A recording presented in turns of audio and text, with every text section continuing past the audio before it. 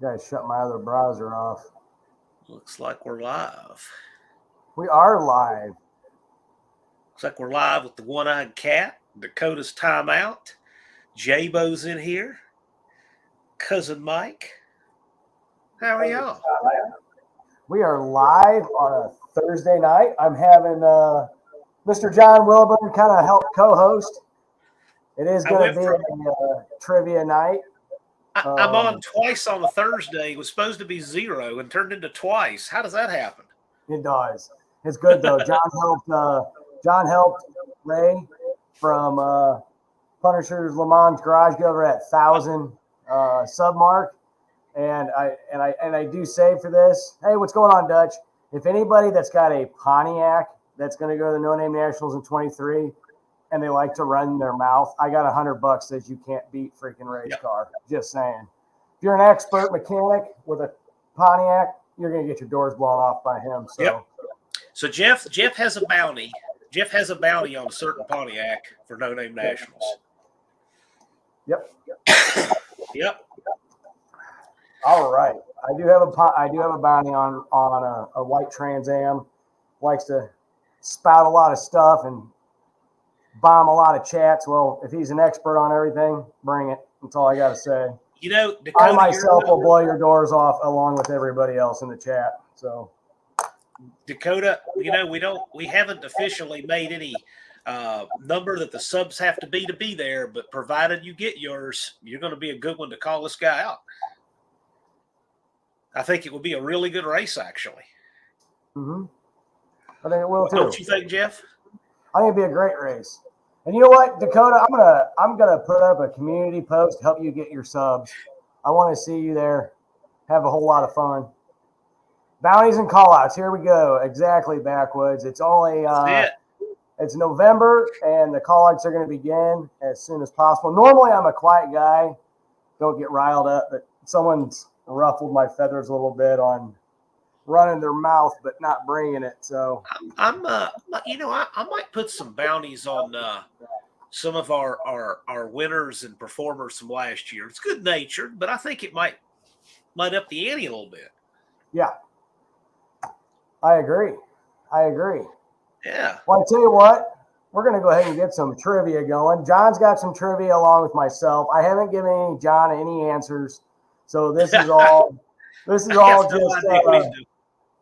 all literally just trivia. And by the way, J-Bo, the thumbnail fooled you. I know you were being facetious. I was just too lazy to change that thumbnail. So first question is, this is Mopar. What was one of the first and probably the first muscle car to actually have two different size tires from the factory? I know it, and I'll abstain. But if nobody gets it for a while, I'll come up with a hint that doesn't help too much, but may help. How's that? Yep. So what is the first muscle car? Dakota's timeout is correct. It is the Challenger TA and Twisted Axle Motorsports. I'll be there Saturday, probably around 10 or 11. Dakota is right. Challenger TA. Yes, sir. They were E60 15s in the front and G60 15s in the back. Yep. And part of this trivia is, if you read the banner, just email your address. I'll send you out a prize. So, John, it's your turn for a trivia question. I got an odd one. I'm making a little note down here at the bottom just to try to keep track of who our winners are. The best I can, anyway.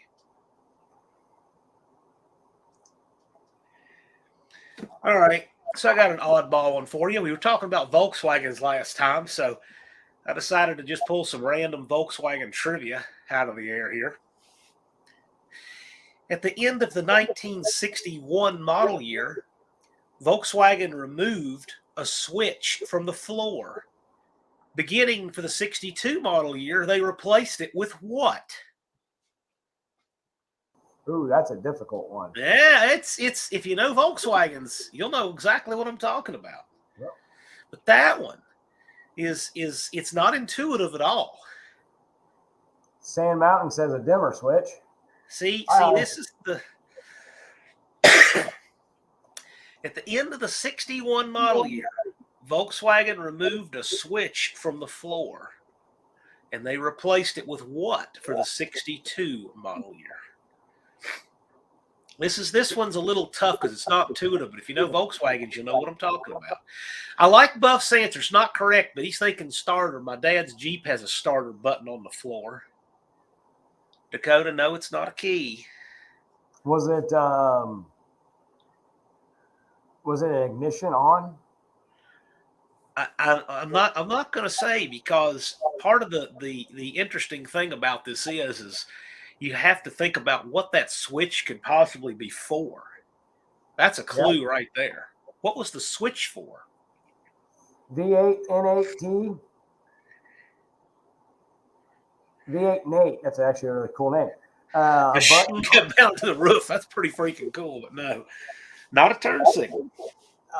Dakota, I don't think it was a machine gun. I don't think the Germans were allowed to build guns in Volkswagens anymore in the 60s. No, there were a lot of really cool. The World War II stuff that Volkswagen made was actually really cool, but no. This is on your regular export VWs like we drove here. Not a switch for heat. The heat sucked on them all the way through, except for those with a gasoline heater. This is a really tough one if you don't know those cars.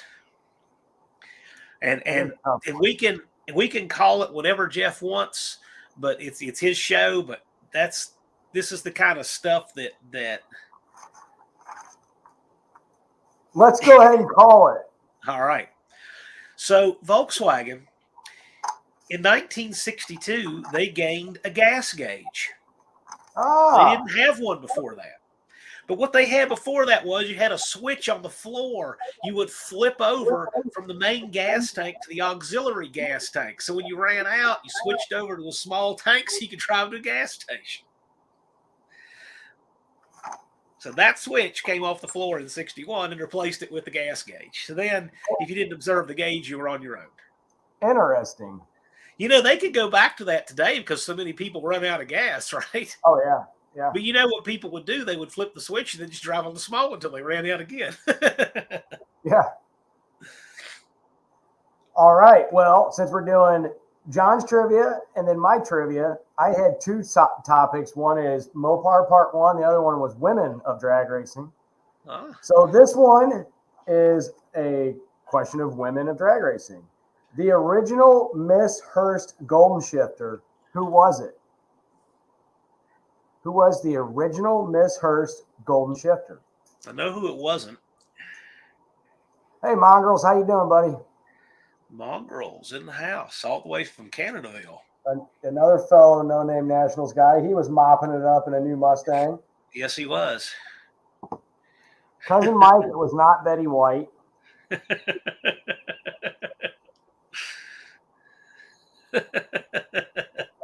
That would have been comical, though. Betty White was old then.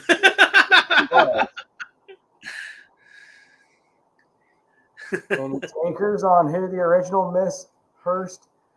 Debbie something was not. Debbie wasn't her name. Nope, it was not Linda Vaughn. The actual answer to that is Pat Flannery Stevens. Her nickname was Perky Patty. She was an Ohio farm girl, and she was working for Hearst in 65, a little bit before that, and in 66, Linda Vaughn came on. Mike, Britney Spears wasn't even a thought then.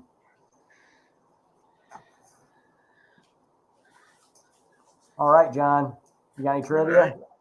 Right. I'll whip one out of my head here. This one will be a little easier.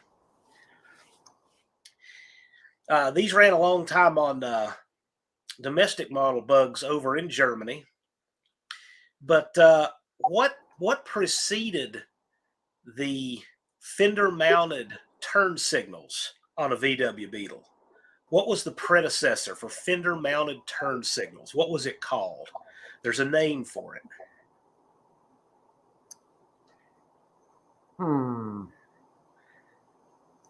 And it's bonus points if you know how many. Name what they are.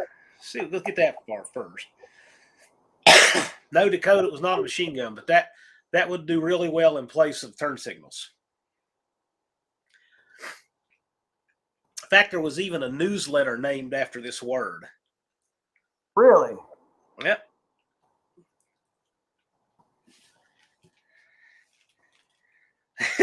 Not Guten Tag. A newsletter. Huh.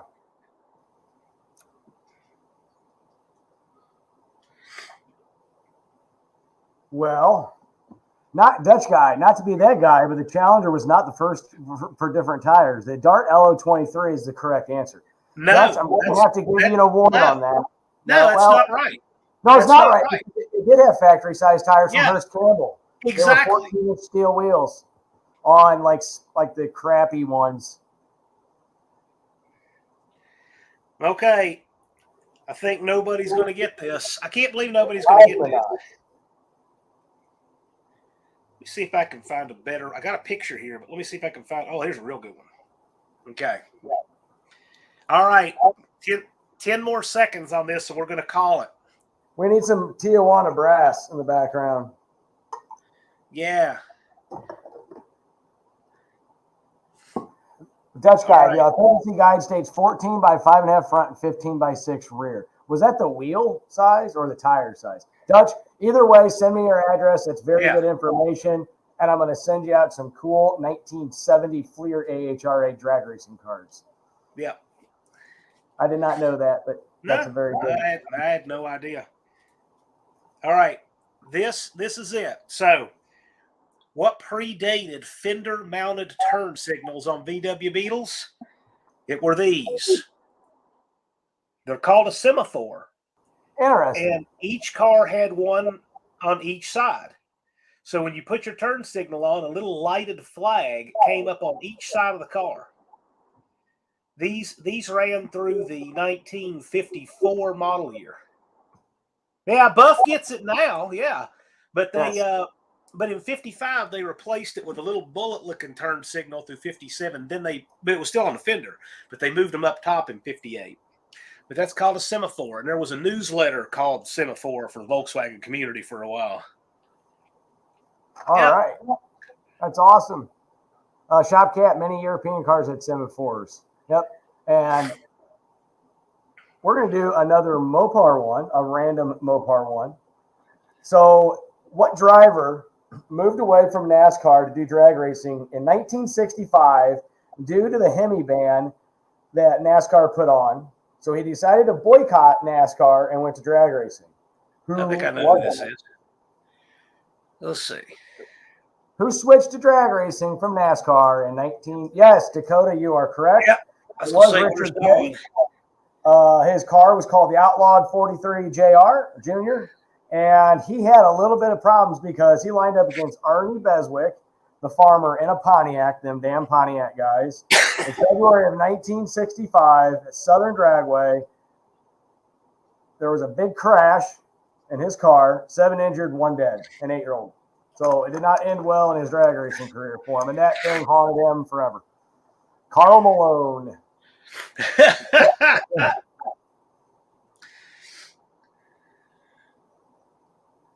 All right. I'm going to do a quick one, John. This is female of racing while you come up with a good one for Volkswagen. Okay. Here is, this is an easy one. Who was the famous backup girl for Jungle Jim Lieberman, and who was also the famous backup girl for the Chi-Town Hustler? If you don't know what backup girls are, usually the girls wearing hardly anything, getting the funny car back in the lanes, usually dating or married to one of the drivers. So you only have to answer one right. Shopcat is correct. Jungle Pam Hardy was the backup girl for Jungle Jim. She made a name for herself and actually still travels to events and stuff like that. But who was the backup girl for the Chi-Town Hustler? I bet I know who this is. I'm guessing here. Cousin Mike, it was not Carmen Electra.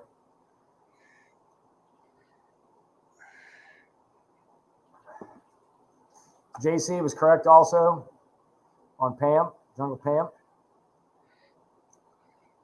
Give it 5 more seconds. Elvira would have been a good one for the Chi-Town Hustler. No, but the backup girl for the Chi-Town Hustler was Barbara Coyle, who was Austin Coyle's wife. And Austin Coyle actually went on to become John Force's crew chief for all those years. So it was Barbara Coyle. And with that, for more Volkswagen trivia, we are going to go to our co-host, Jonathan Wilburn. Oh man, yeah, this is obscure stuff. I need to get me a whole Volkswagen Live together just for the nerds that actually like those air-cooled things. What was the last year for a production Volkswagen air-cooled Type 1 Beetle? The last production year. And it was not for export. It was for domestic production.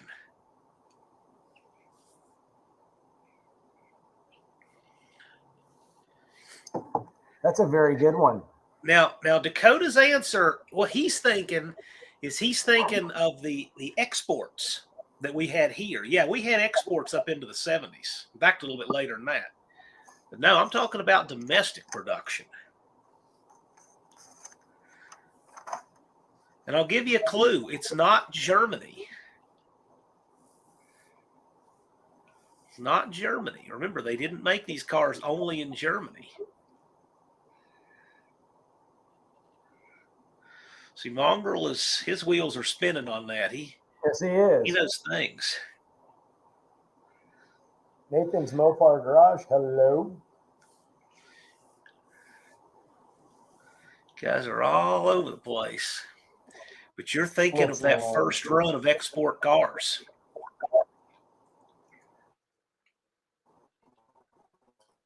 Yeah, those VWs in the late 70s. 49. J-Bo, 49. Oh, my gosh. Okay, here's the deal.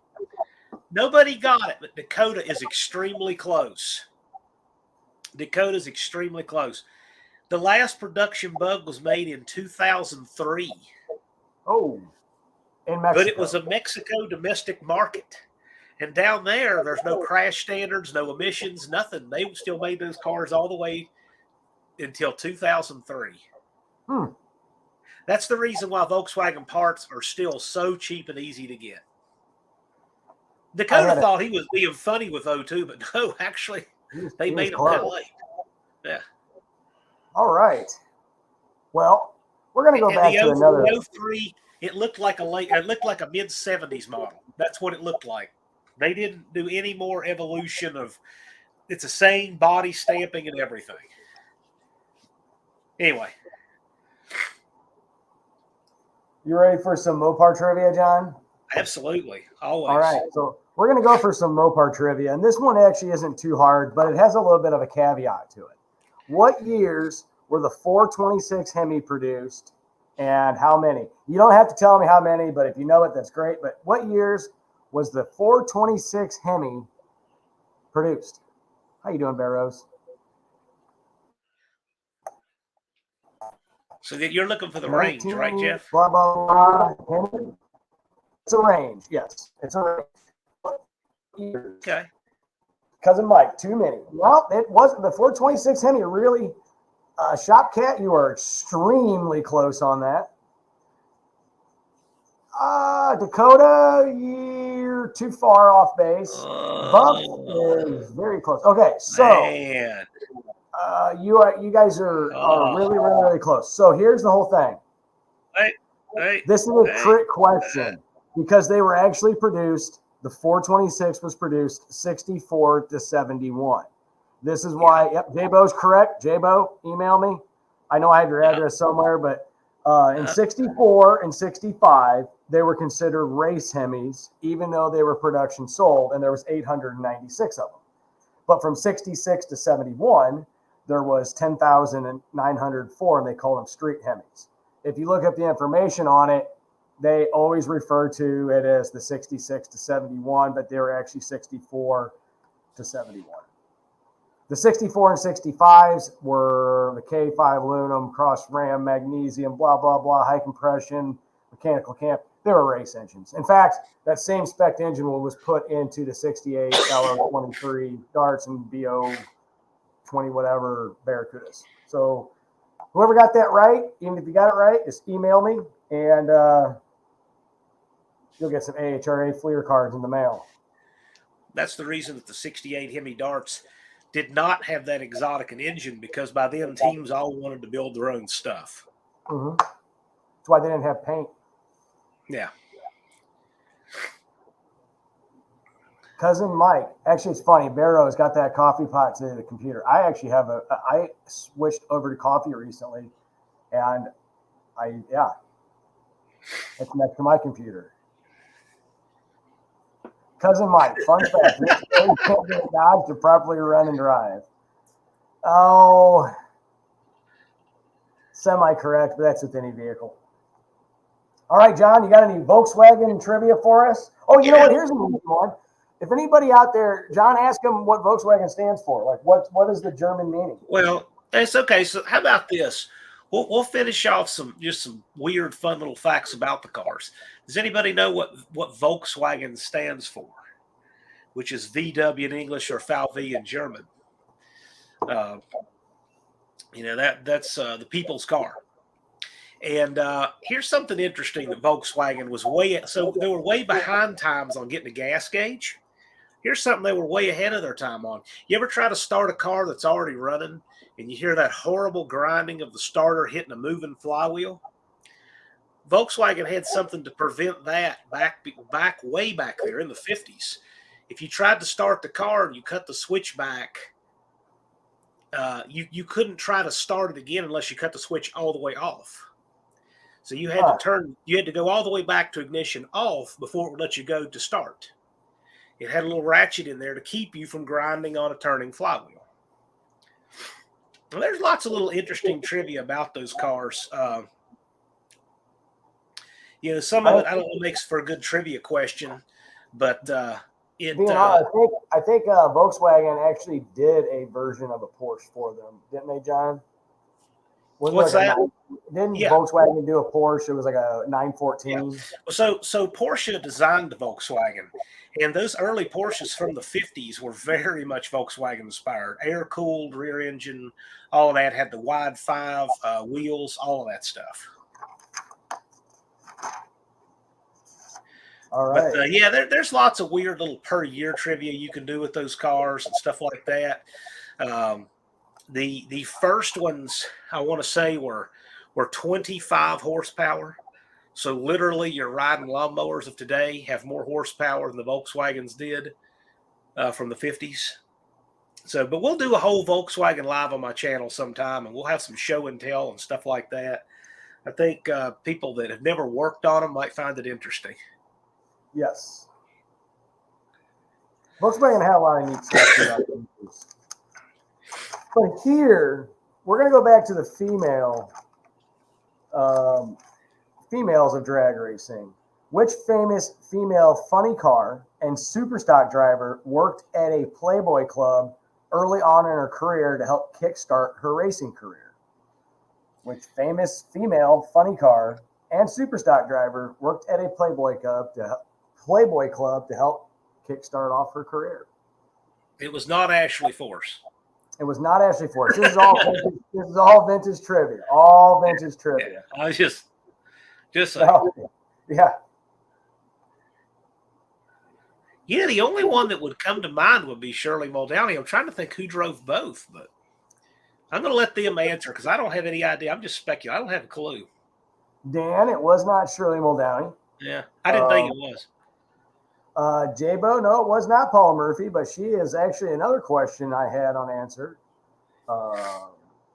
So the answer to that one is in 5, 4, 3, 2. Buff got it right. It is Bunny Burkett. Carol Bunny Burkett. She actually started off drag racing when the Mustangs came out, just got married, bought a brand new car and some slicks and started drag racing. Then she started racing like super stock Mustangs, a lot of Cobra Jet stuff. And like I said, she got married at 16, and by the time she was making her name for herself, no one was taking her a whole lot of serious to help fund it because she was kind of a good-looking woman. She worked in a Playboy club, and she would put the bunny, but not the actual Playboy bunny, on her car, and her nickname was Bunny. And she would actually wear pink outfits with that. So if you ever want to look it up, Carol Bunny Burkett. She was actually, for the time, she did a lot of her own ad campaign and marketing and was a genius at it. So with that, here is one that might actually stump some people on the Mopar side, John.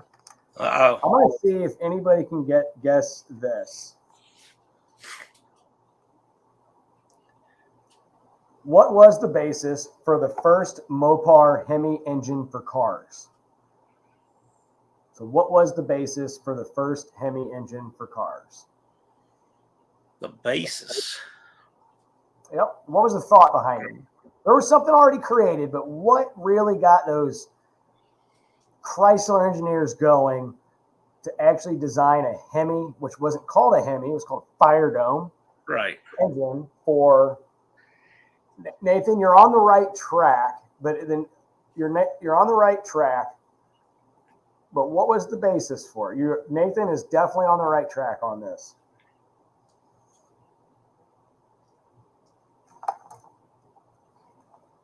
Shopcat, it wasn't a car. It was another engine. Dan, it was not NASCAR. So J-Bo is correct.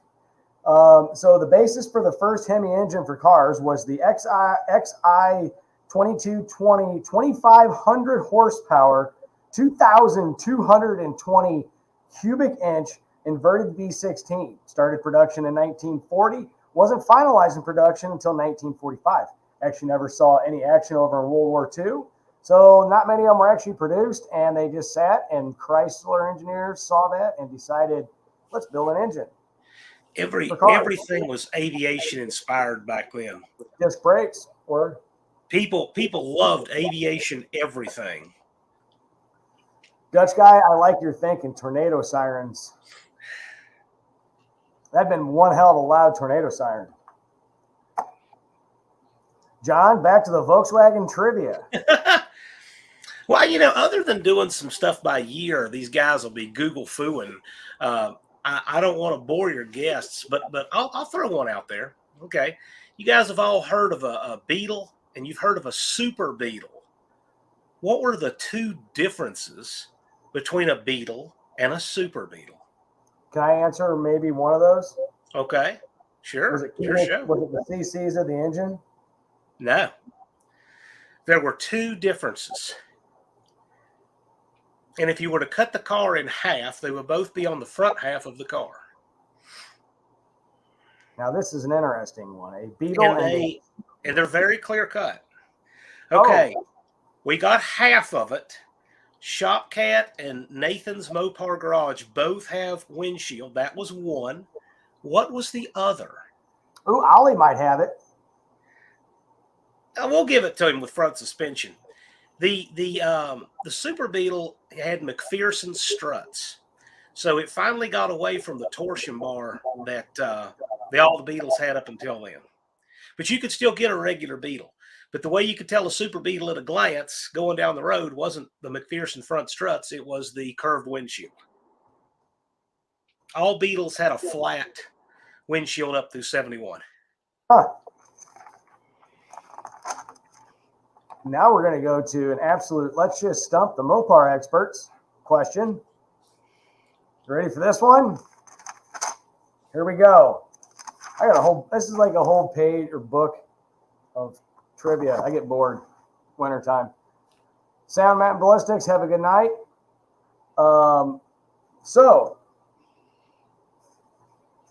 Okay. Here's a good one for you. What year was the RB engine introduced and at what cubic inches? I got that one. The RB.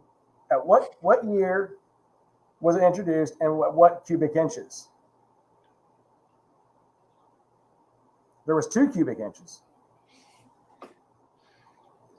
Blake, we are the tallest guys online, that's for sure. Unity Motorsports, I said RB. You are correct on that. Nathan, I think you said 350. That was the B engine, first one. You are correct on that one. B&R 454 and 502. That's GM. That is a completely different channel tonight. What we are looking for is the first RB engine introduced, and at what cubic inches? They were actually produced 1959 to 78. In 58, they had 2 sizes. Believe it or not, it was produced in 58, introduced in 59 was the 383, and then the 413, and buff, then the 426 and 440. So overall, there was 4 RB engines, 383, 413, 426, and 440. And yes, there was a tall deck 383. Had a very small bore. Very small bore. Had a bore that was just barely over 4 inches. But Nathan is 100% correct on the B engine. The first B engine was 1958, and that was a 350, and then went over to the 361. And overall, the B engine was 58, 78, 350, 361, 383, and 400. So whoever had any of those answers correct, like I said, just email me.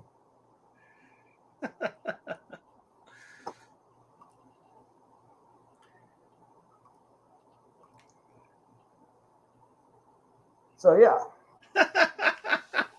Next question. We are going to go, before John gets one more of his, I have an easy one for the Mopar guys. The 340 production years and how many? What production years? Oh my! The range was a 340 made, and approximately how many 340 production vehicles were produced? Gosh, I have no idea how many.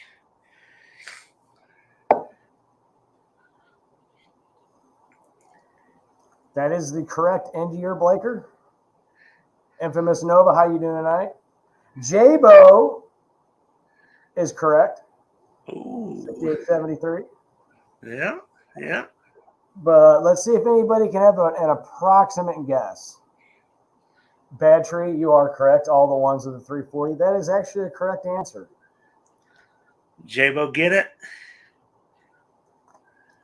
I have no idea how many. 216,924. Wow. It's a lot of 340s. I wish that many Hemis were those blocks. One-eyed cat. I'm putting a set of 413 heads back together right now to clean bench space. Well, hopefully we don't trivia your brain into doing something wrong there, Don. I feel bad, but go for it. Hey, Danny Boyd, you could also get a 340 in a B body for a while too. They were not very common, but like the Roadrunners, for example, 72, 73, you could get a B body in those. You could get a 340 in those B bodies, I should say. All right. So I do want to show something real quick. Hold on. Let me see if I can't get my thing working here. So I know a lot of us YouTube guys, we see a lot of just people absolutely talking smack, going off topic, going crazy, absolutely just making a mess with all the drama, bullshit, poking their nose where it doesn't belong, this, that, and the other. Well, normally I'm a quiet guy, but I got to say, when I see that shit now where it's just absolute pure shitting on whatever, this is actually what I'm going to start posting every time I see that. Let me share my screen. So whenever I see, let me find this. So whenever I see all the just bullshit shitting on YouTubers and shitting on all these other people and all the drama bull crap, this is exactly my opinion on what I see. I need to find it first. I guess I should have had it. You know what I'll do? I'll just share my screen. He sent me that clip today. Share the screen. Okay, share. Let me know, got it? Okay, so this is what I see. Okay. Why is he playing? Hide.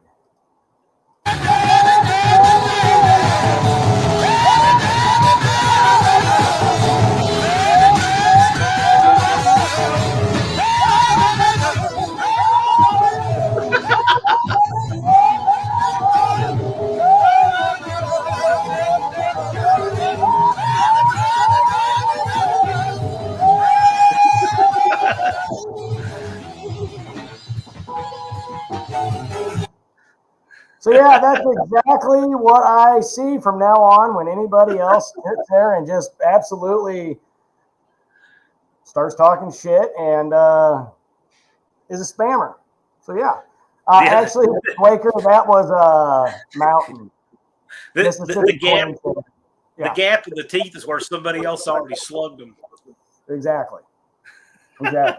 So with that nice little audio clip of the common commenter bullshit drama people,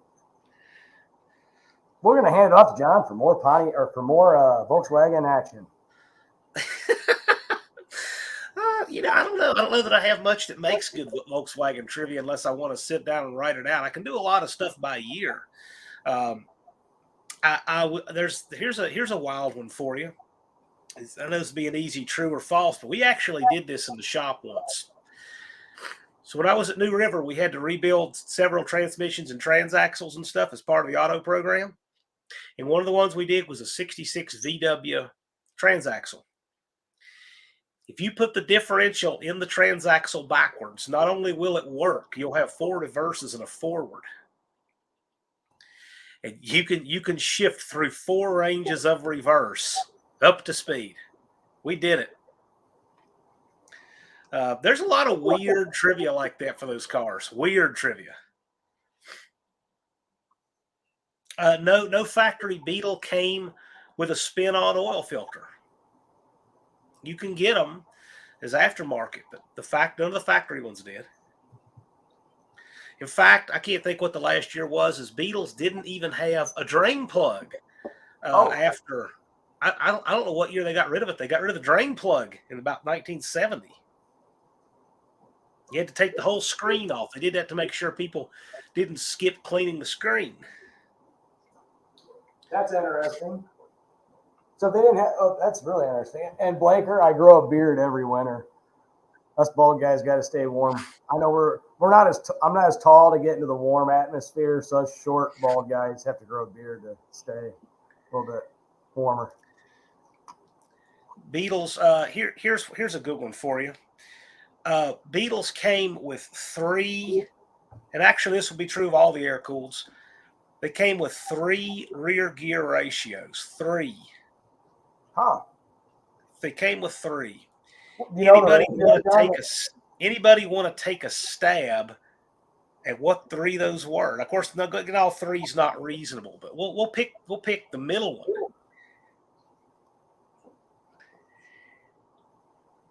Oh yeah, Andy's got a good one there. On those gears here, I'll just give you that one. On these gears, believe it or not, all the old ones were a 437-1. Imagine driving that on the freeway. But if the light gear was a 388, the problem is those engines wouldn't stay cool with too much overdrive because they weren't turning the fan fast enough. There's some really wild stuff we can get into. Andy's got a good one. Tom Lieb of Scat Crankshaft got his start in VW. Was known for what VW parts for years. Yes, he was. VW had a huge scene for so many years out on the West Coast. I mean, look at all the Eelco parts and Cal Custom stuff. I mean, they made millions off of VW. Yep. So I actually had a 72 Super Beetle. I should have kept it. It was a very clean car.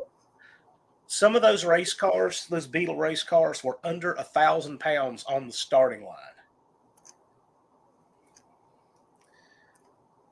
Incredibly light. So, you want a couple female drag racing questions? Of course. All right, we're going to have 2 here. The first one is who is the first woman to win a pro NHRA event? Not like a local district one, but an actual pro NHRA event. Who is the first woman to win that? And then the second question is, who is the first woman licensed to drive a nitro-fueled car?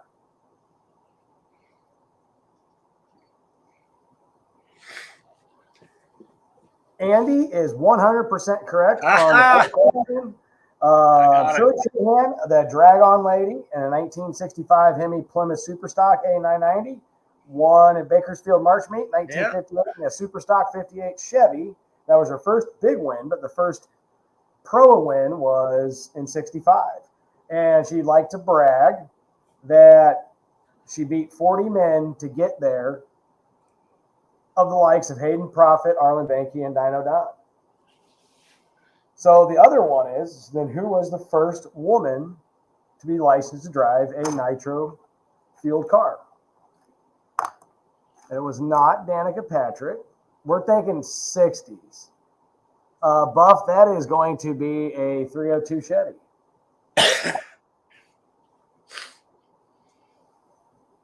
First licensed, somebody already answered this in the chat once.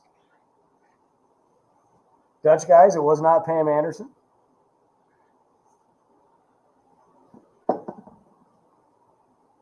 J-Bo actually had this one correct, not Brittany Force.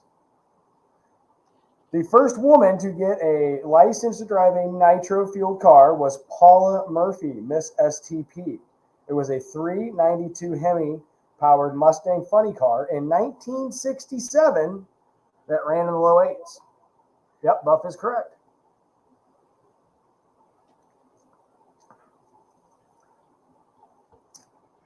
Who wants some Mopar trivia?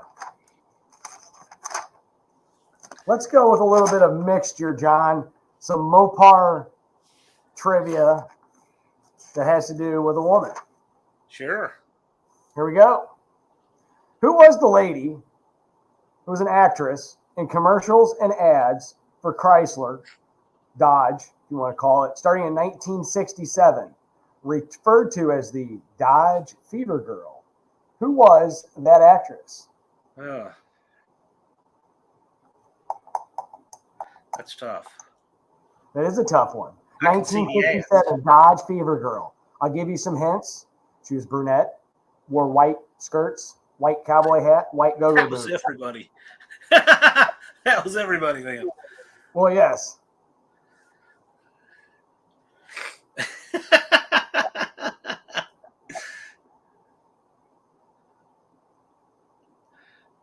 Buff is correct. Joan Anita Parker. She was what kind of made the name for herself. Actually started off working an auto show like you would see in Chicago and all that, and caught the eye of a couple Chrysler ad executives and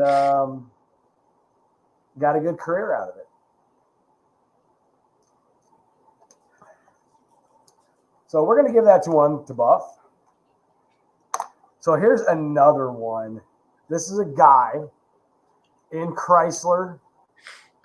The chick from Gilligan's Island is not correct. She was stuck on an island. She couldn't advertise for Chrysler, unfortunately. In the 1960s and the 1970s, there was a famous actor who was the face of advertising in commercials and in print for Dodge trucks and vans. Who was that? He was a famous actor. And in the 1960s and the 1970s, he was the face of advertising for Dodge trucks and vans. Buff, that's good to know. And yes, Jason Falk. It is Don Knotts. They called him the Dude. That's right. Billy Mays was not it, but he would have probably ruined Dodge. But wait, there's more.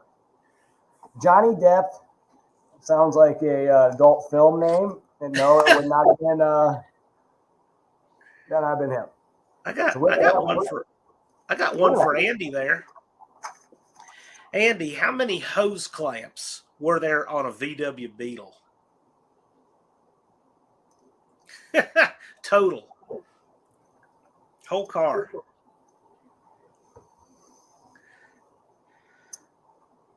Throw this out there for Mr. Andy. Ooh, look at Buff. Cousin Mike says 3. Bad Tree says 0. Really? Jason says, Blake gets it. Blake gets it. The fuel hoses used an elastic, and there were no cooling lines. They didn't use any hose clamps. ah, Yeah, Andy, there should be. I would agree with that. And most people retroactively put them on there. But they didn't run hose clamps.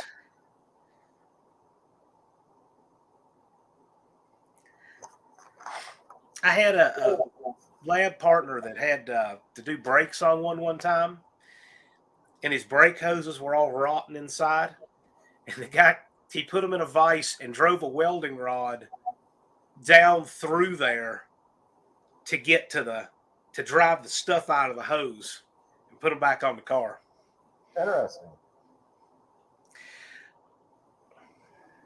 Andy, you have a good night.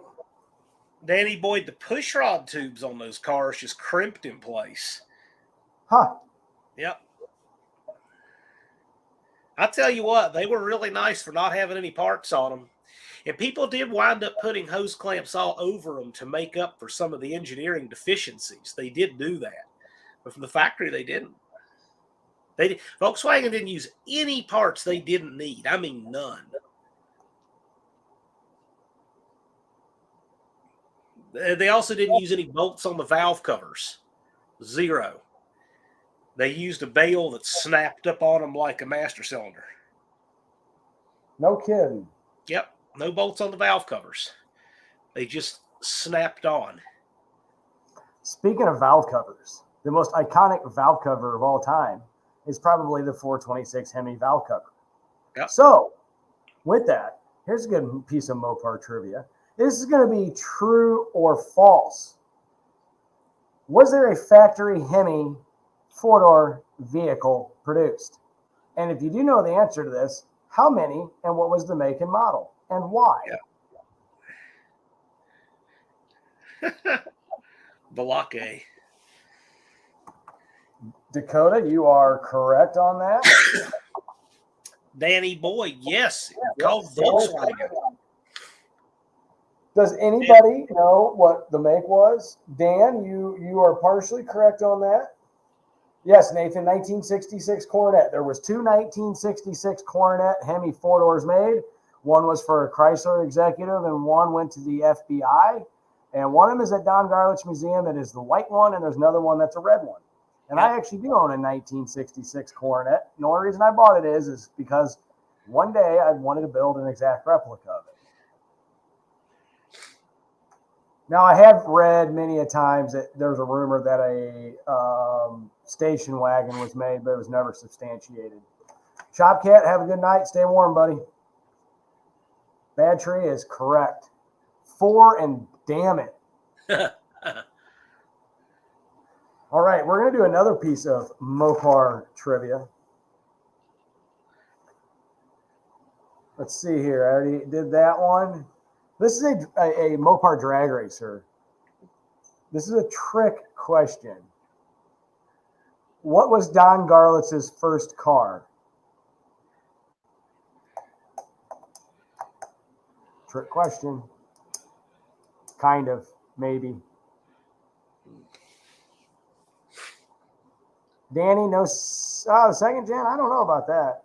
Maybe in some industrial shit. Hell, I don't know. No, not a second gen.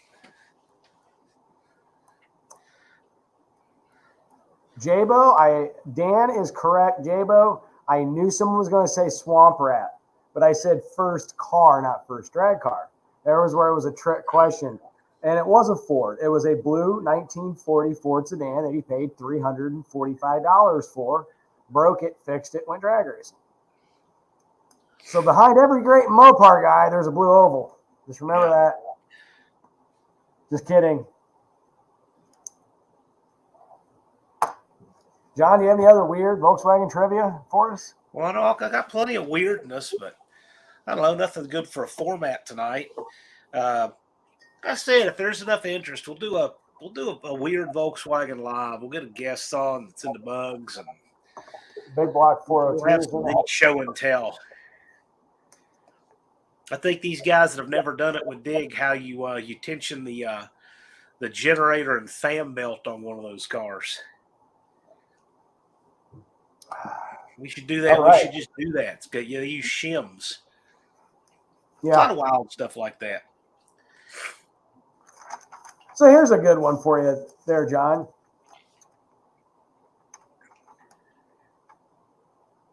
The first aftermarket Hemi block. Who made it, and when was it introduced? I'll take my guess.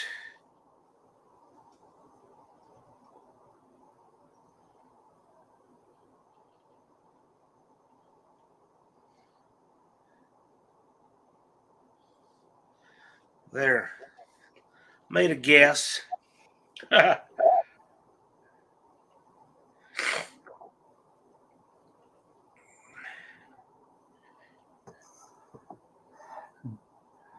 Yeah. A little slow on that one. It was not Keith Black.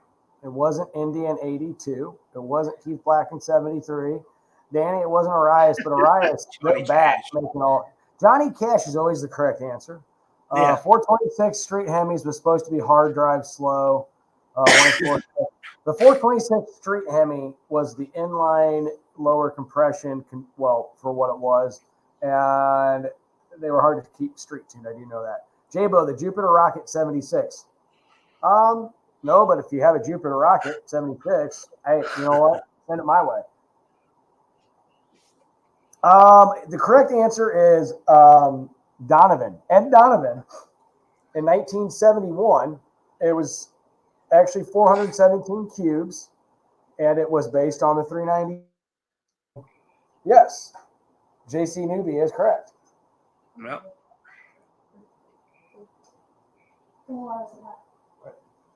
So that is the correct answer. But it wasn't a very good engine platform.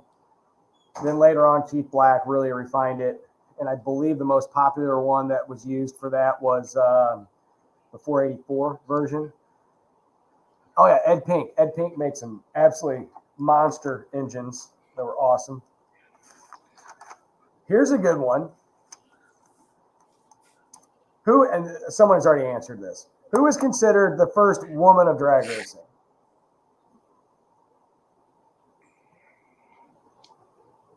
Not the first woman in drag racing, but who is considered the first woman of drag racing? It's not Erica Enders, people. Nope.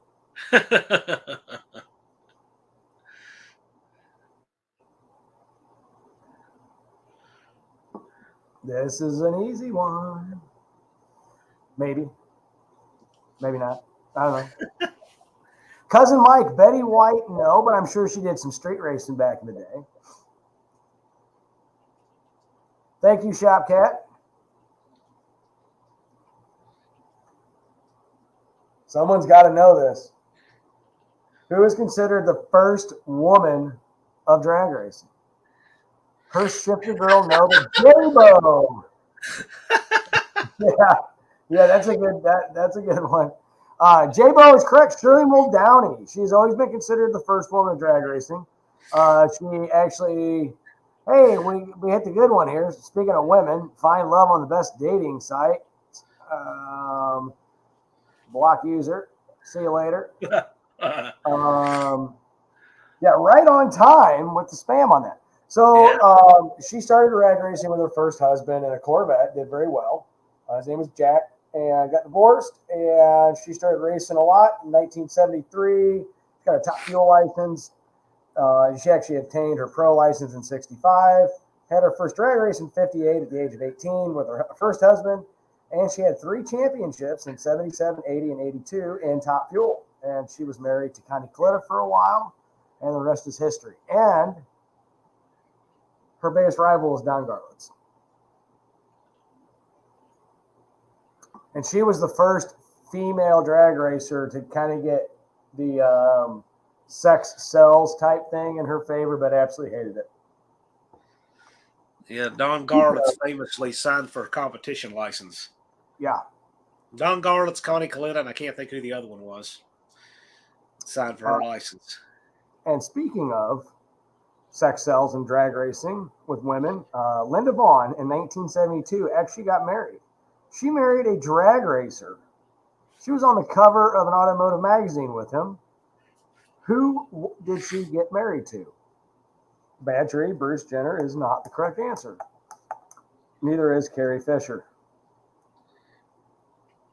Aunt B, nope. Shirley Temple, no. Who did Linda Vaughn marry? Did not last long. It was not Tony Stewart. He would have been a kid at the time, maybe not even born. This one probably nobody will get.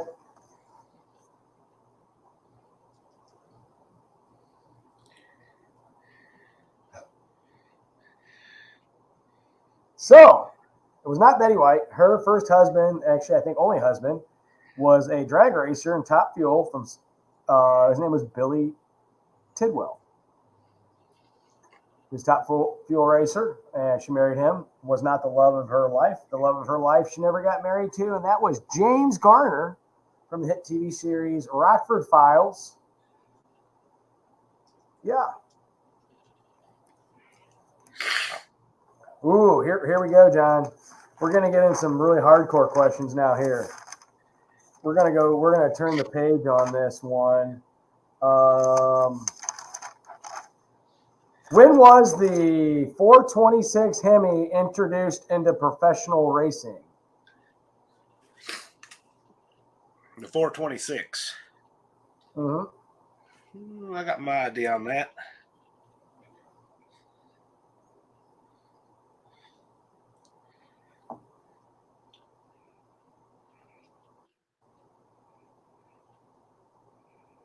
I'm trying to look up a picture for a question right now, actually.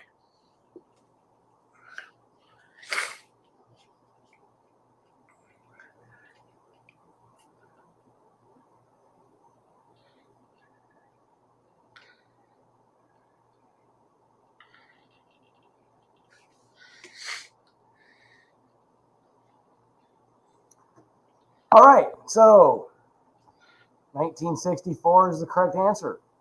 And it was introduced for the 64 Daytona 500.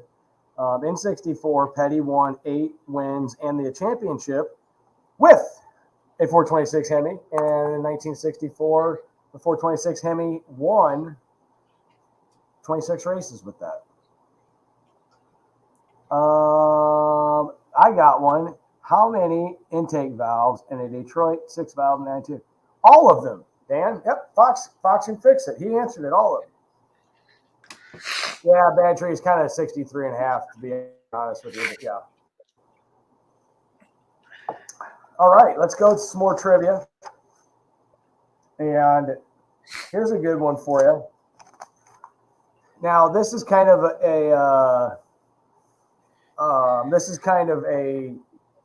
one of those questions that has a controversial answer, but it is the correct answer in my opinion, even though I don't agree with it. What are considered the first Dodge funny cars? The first Dodge funny cars. Oh, that's a tough one.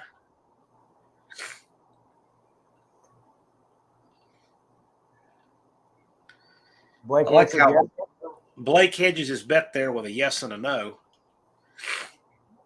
Danny Boyd said there's no intake valves, just a blower. 2-stroke. You're right. So the first ones were 64 super stock Dodge 330 Max Wedge cars named the Dodge Chargers. Played by Don Beebe by the Drag Masters for Jim Nelson and Dave Martin. Ran in supercharged experimental stock, which was called SXX. They ran the 10s. They were built to help campaign Dodge stuff. There was no AFX at the time, and these cars were somewhat, Buff is correct on that. And they had parachutes, blowers. They weren't fast at all. The people who built them really didn't know what they were doing, but they were considered to be the first Dodge funny cars. So here's another question. Here we go. You ready for this one? Let's do some advertising trivia. The bonus questions of advertising. You ready for this one? Yep. Now, this is going to be all makes and models, but we're going to do one for Chrysler on this. What was the name of the sheriff from the 1970 Dodge commercials? They nicknamed him the safety sheriff in 1970, and he had some other years, but he was a sheriff in Dodge commercials. What was his name? Sheriff what?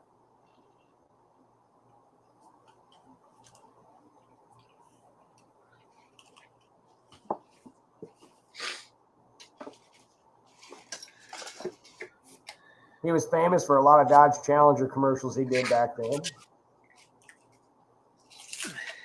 It helped promote their high performance cars, but it also helped them promote some of their safety stuff they had going on.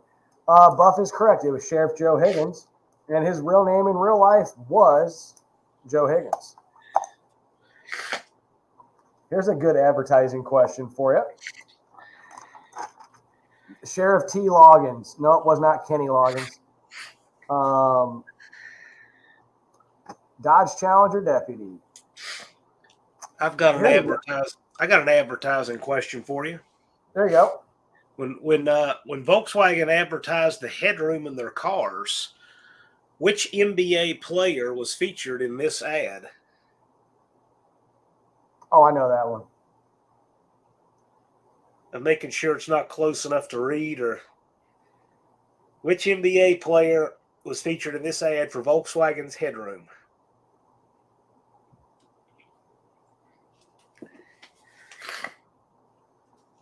Oh, I think Don got it right and Dan got it right. Yes, he did. Yep.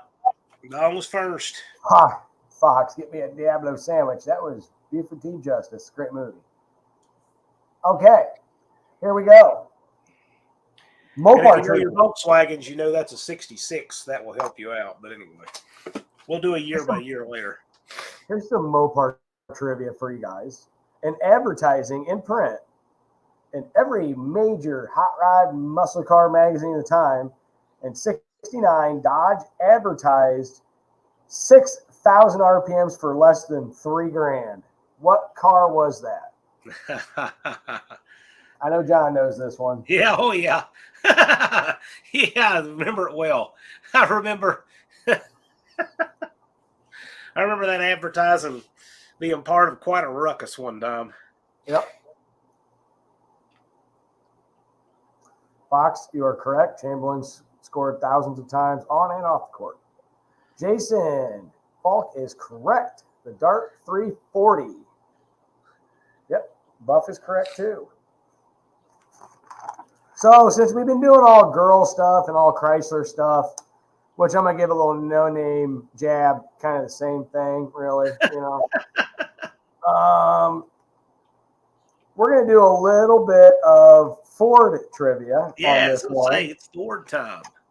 So what make and model car was advertised as how to make the Italians cry?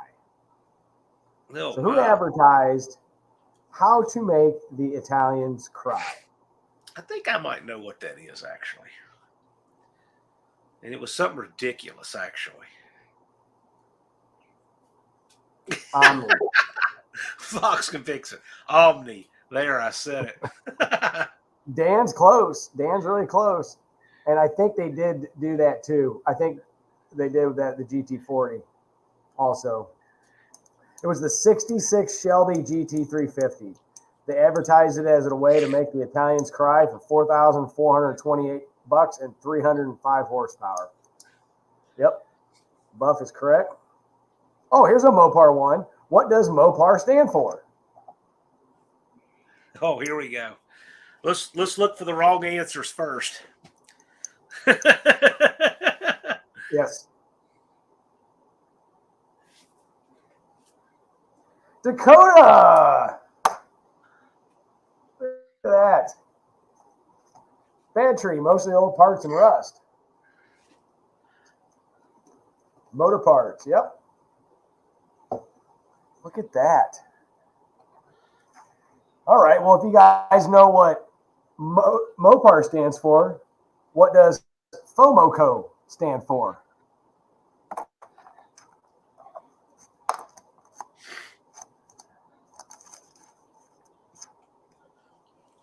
Actually, Pontiac did in 1964, the GTO. They cheated. That was against Ferrari. And that Pontiac is a whole nother channel. Ford Motor Company, correct. And when Pontiac did that, that was actually there's a whole story behind that. I read a good book on it. It's pretty good. But Pontiac had to cheat to win, so what the hell does that tell you? All right. In 1970, what company used the advertising slogan, "Light your fire," to sell automobiles? And it's not Ford and it's not Mopar. Barrow's former company. Hero, but it's not. Yeah. And yeah, Buff. Pontiac Power Hour. It's great. It should be a Fiero or a Pinto, but spoiler alert, that's not what he's talking about. Well, they were kind of playing off of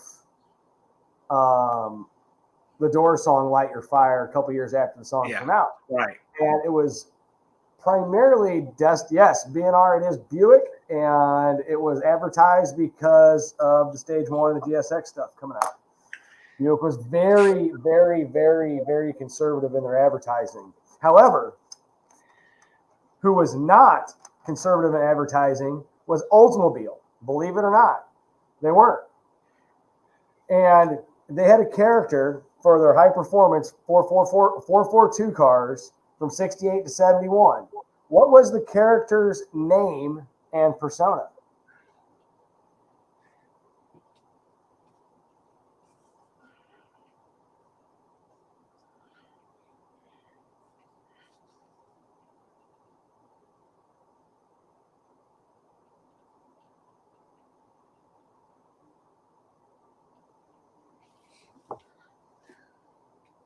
Yes, J-Bo is correct. It was Dr. Oldsmobile. He was a mad scientist. And later on, Joe Mondello, who was a freaking crazy engine builder for Oldsmobile, assumed the nickname of Dr. Oldsmobile. He was a swinger. You never know. It was the 60s and 70s. Oh, here's some Mopar trivia. You ready for this one? My handwriting was really bad, so this must have been super late at night.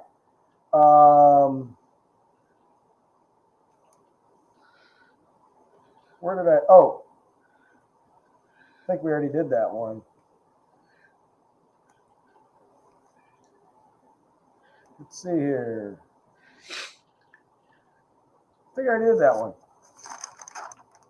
Let's look for some more here. Oh, here we go. In 1969 and 1970, Ford had an ad campaign that utilized a band that they had put together to help sell their cars. Record albums were put out and played into dealerships as background music, and they usually have different ad campaigns with that. What was that ad campaign and band name called? It was the same one. It was the same name of the ad campaign and band. What was it called? J-Bo, would you like to come in?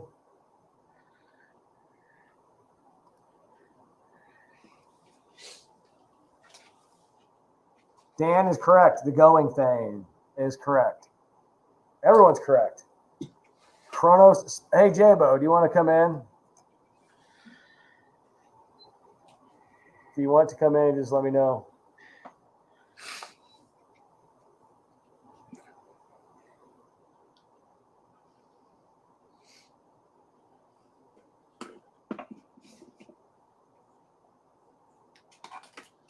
All right, so we have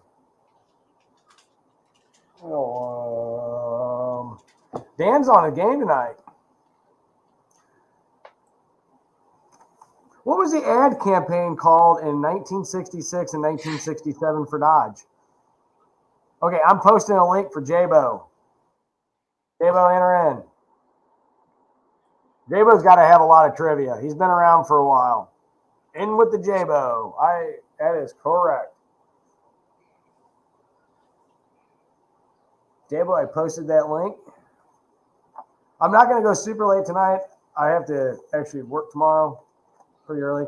Dodge material was also correct, but their one that they really started in 1966 and 67 was the Dodge Rebellion. And then 68, 69, they started going into what was called the Dodge Fever. But throughout all those years, they had the Dodge Scat Pack. All right, so I opened that link up for the Mr. Jabo.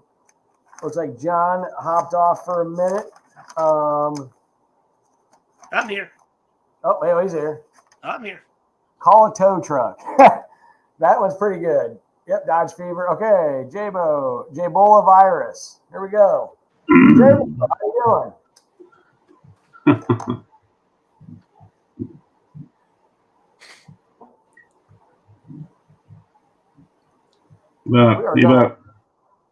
How you guys doing? Can you hear me? Yeah, we can hear you. I gotta get my Jabo garb on. What is your Jabo garb? See, I got my headphones and I got my Jabo glasses. No, for crying out loud. Keeps me focused. I gotta knock some stuff down. How's your night going, Jabo? Are you gonna start? You gonna start already, John? I'm not starting anything. Speaking of that, I got this from last time I was on a live with Jabo, and he can tell you what it means, but not on Jeff's live. But I'm just saying, this was still by my desk.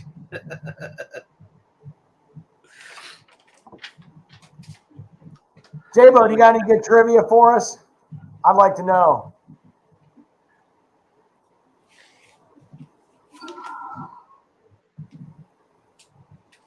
Okay, do I have any trivia? Yeah, I don't know. I mean, I don't know. I'll have to think about it. Oh, let's see.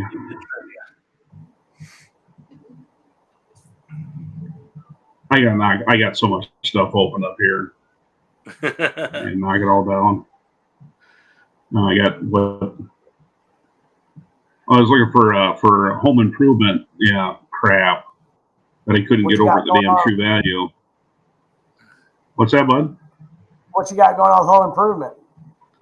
Just minor, just Mickey Mouse shit. Light switches. Some light plate. Switch plates.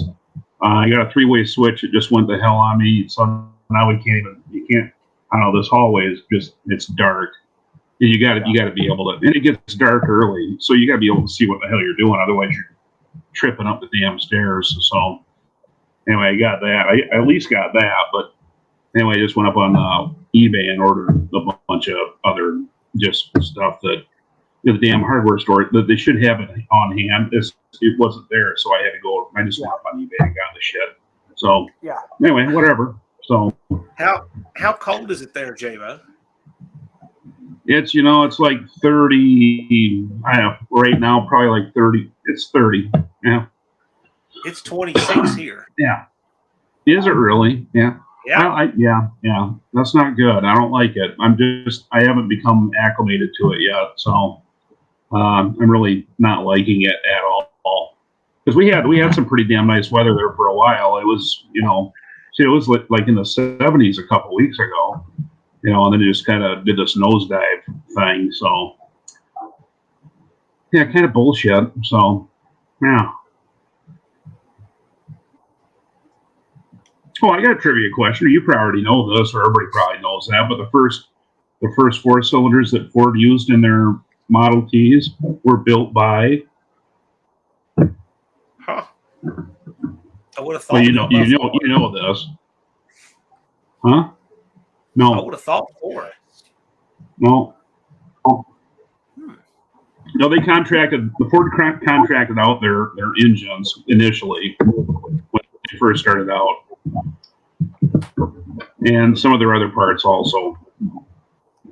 They didn't build everything in-house right off the bat, from what I gather. And I could be totally wrong, but I think somebody will. And there we go. Jason Falk, I believe, answered the question. The Dodge brothers actually built the first Ford motors.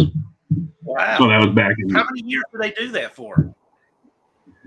Now it was kind of a deal with the devil, I guess, as far as Ford was probably concerned or whatever. But anyway, that's kind of how the Dodge brothers got started. They ended up selling. I think Ford was paying them in stock or whatever for their engines, and Right. Ford stock started becoming worth something. So they ended up cashing in their stock and then started the Dodge brothers Motor Company. Interesting. I believe that was in 1914. Yeah, the Dodge brothers owned Ford in the beginning. Yeah, they were partners anyway. Yeah, that's what Bear Rose is saying here. So yeah, kind of neat, huh? So, here's another one. Rear axles. What's that, bud? I forgot. Engines and rear axles. Yeah, rear differentials. Boy, Blake, you sound like crap. I know. You still got that shit hanging around? Yeah, I got a lung infection. Oh, shit. Respiratory virus.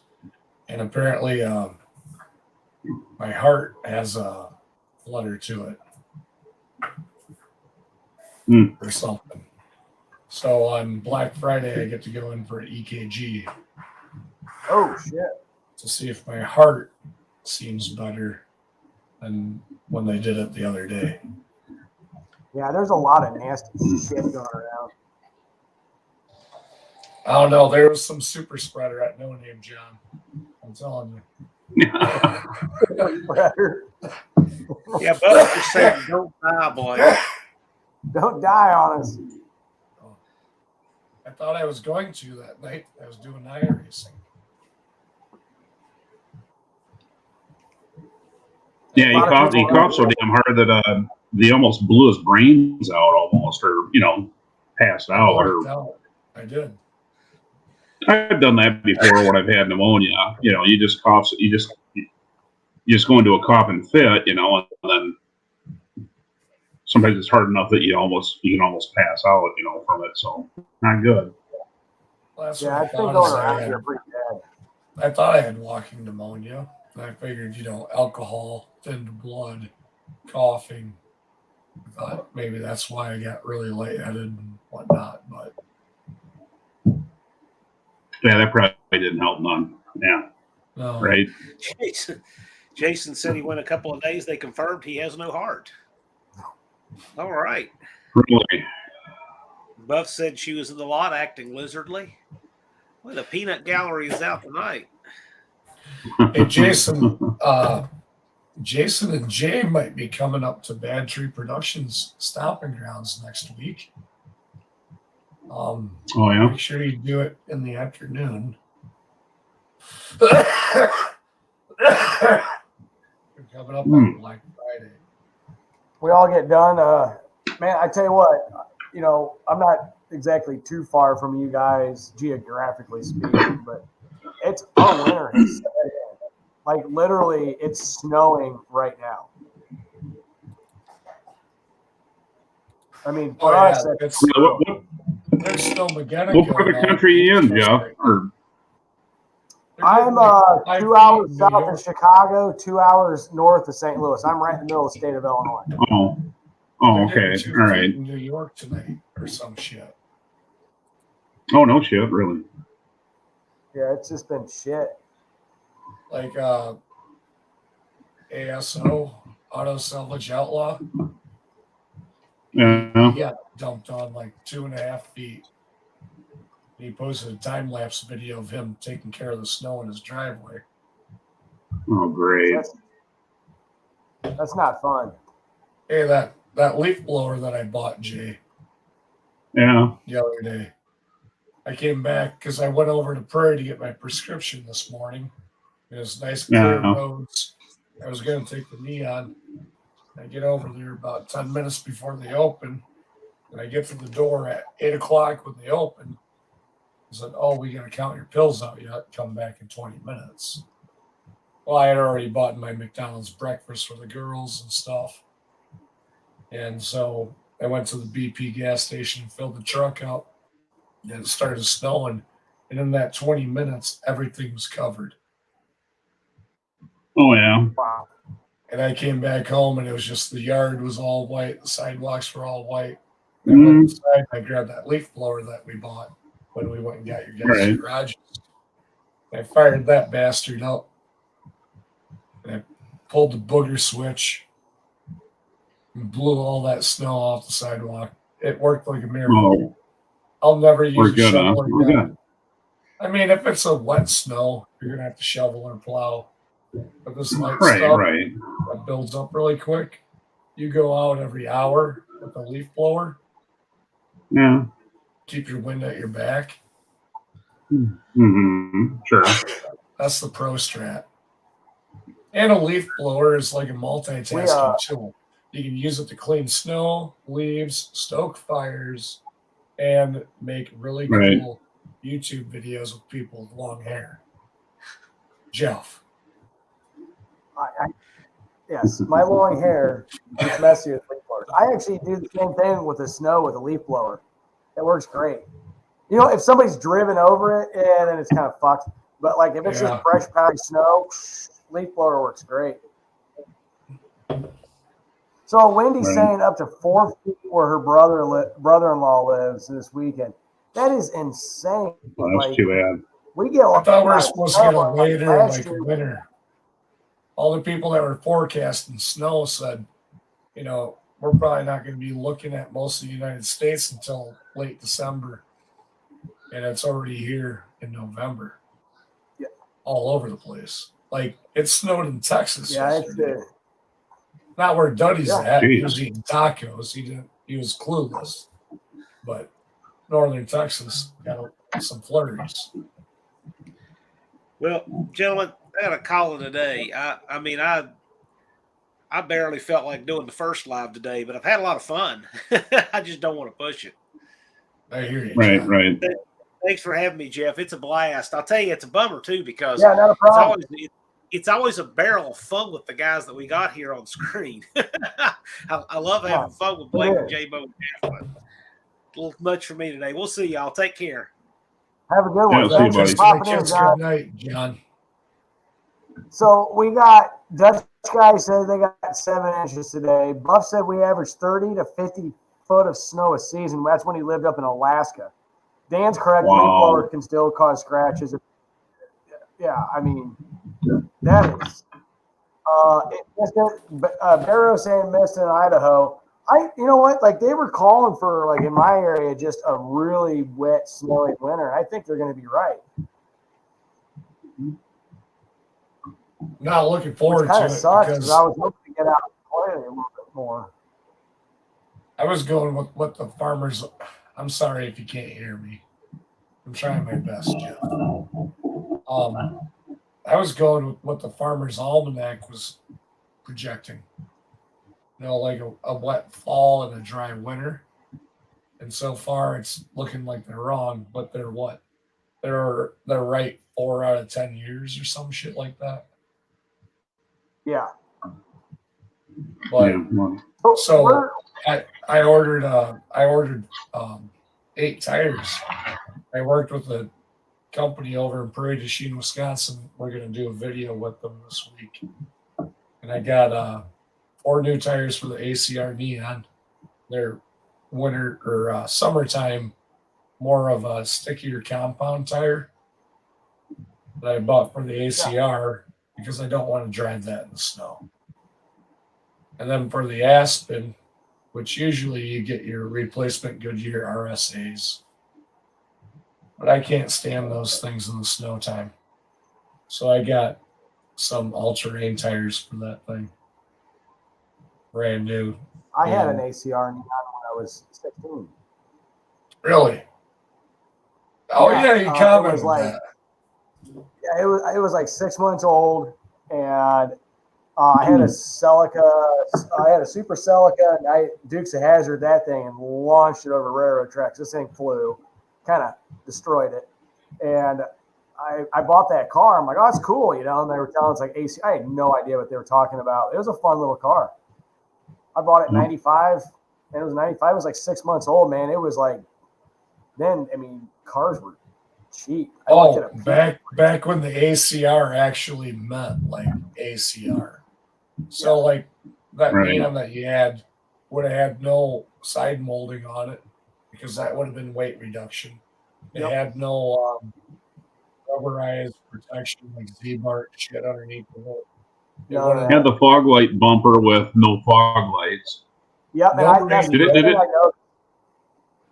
it have air conditioning? Your heater controls wouldn't show air conditioning, just heat. You only had heat in the fan knobs.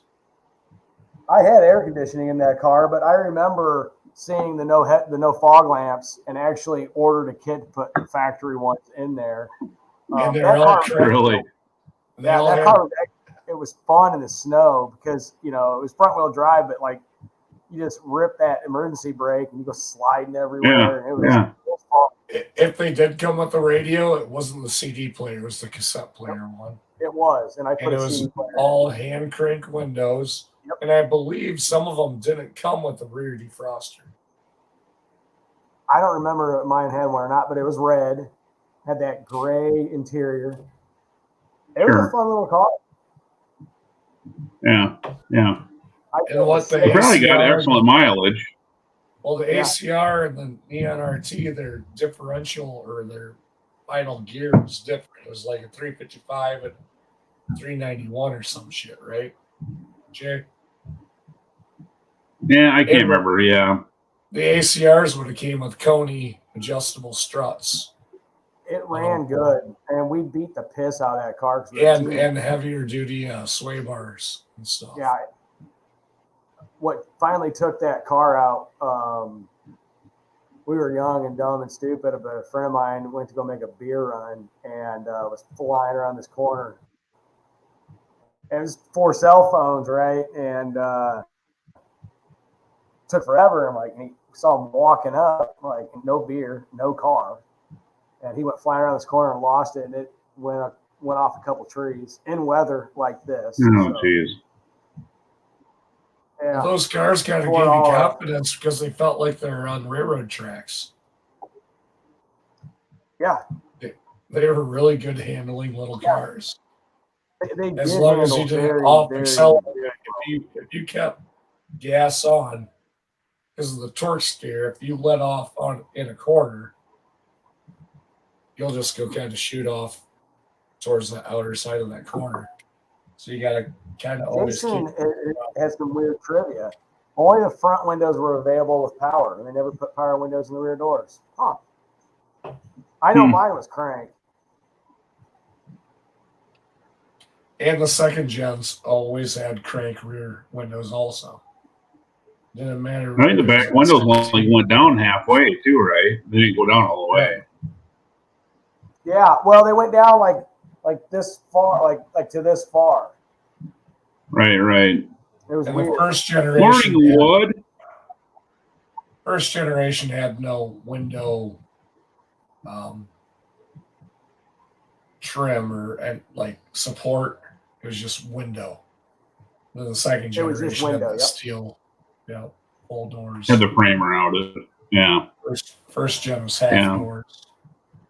Yeah, so I learned early on not to ever shut it by the window. You always just shut it by the door, Otherwise, you're gonna tear up the window basically with the window track that kept it going up and down nice, or kept it sealed. Oh, yeah, Aaron's here, guys. But they were super easy to open if you ever locked your keys in it. I can tell you that. Yeah. I'm really overly happy with that car that I bought. After decoding it and finding out that it's one of 88, which these cars are like historically known for getting wrapped around telephone poles and stuffed in ditches and parted out. So out of those 88, how many are really left? 89. So and it was one of those ugly cars that Chrysler made that they didn't sell really a lot of. And I thought, this was years ago. Absolutely years ago, the Belvedere assembly plant used to have an open house, and they would have a little like a test track set up. And I remember going up there and got to go out on that test track and some of the ACR stuff. And obviously, it's not your car, and you're going to drive it like you stole it, and you're not going to hit anything. Man, those things, for what they were, especially the time, and even to today, they handled on rails. I mean, they really did. Mm-hmm. Right. Yep. They're like go-karts. It's almost I try to explain like motorcycles versus mopeds. How you can have more fun on a moped because you can just bag on it everywhere you go and never get in trouble. Yeah. Well, the Neon's kind of like that, but you'll get in trouble because it can kind of go fast enough, but it's not like a muscle car. You can hammer on it and get away. You can kind of not be that great of a driver and still get away with shit. I don't remember, but did the ACRs have a speed limiter on it? The original ones? Like 155 or something? No. They were. I think they were probably all limited to like 120 something, right? Yeah. 125 or so. I mean, I could be wrong. I don't know. But what about the really low production? Remember the ones that you'd see at the dealership that said Neon down the side? Yeah. Usually they were green. Yeah. Those were like advertisement, and then they brought them all together and they had like celebrity races and shit in them. They're like beefed up ACR cars. Yeah, that road racing stuff. That all that. Yeah, celebrity channel cars. Yeah. And there's some of those floating around out there that are in really nice shape. How'd you find this one, Blake? Jay sent it to me. No kidding. He said, hey, look, ACR, white, open lacrosse. And I didn't think anything of it other than that it was an SRT4. And excuse me. Yeah, I didn't know what I was thinking when I sent it to him.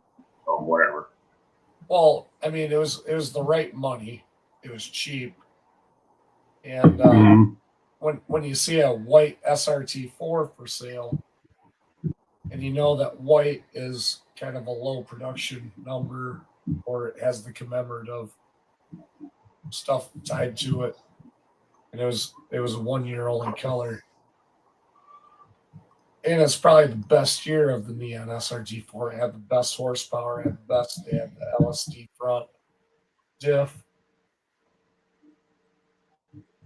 And I'm like, for $4,000, I gotta go check it out. And I see a little bit of rust. I drive it, and the damn, like the 300 when I first got that. When you hammer on it, it sucks your ass in the seat. It's like a low 13-second car. And these from the factory were running 13/8 out of the box. Yeah, they were. And this thing's got cat delete and a bunch of little mods to it, and it doesn't suck your ass in the seat and launch you. Once you get out of first and second gear and you hit third gear and you're making 18, 20 pounds of boost, that's when it's pinning you in the seat. And the tires want to start just spinning. So what are you going to do with it? Like you gonna do a lot of performance stuff with it, or? I want to make it drive comfortably, and I don't want it to be a drag car. You know, all of our channels are doing drag car stuff. I think it'd be really cool to go to a road course or do some like parking lot cone races. That'd be fun. Do something different, something out of our element that we've never done before. The car, I mean, compared to all of our channels that we share DNA with, it's something out of all of our element, going to a 4-banger turbo. It's not received well, the videos that we put out about it. But I'll tell you one thing, every time I've jumped in that car, I have a gigantic smile on my face. Yeah. Because it's just so stupid.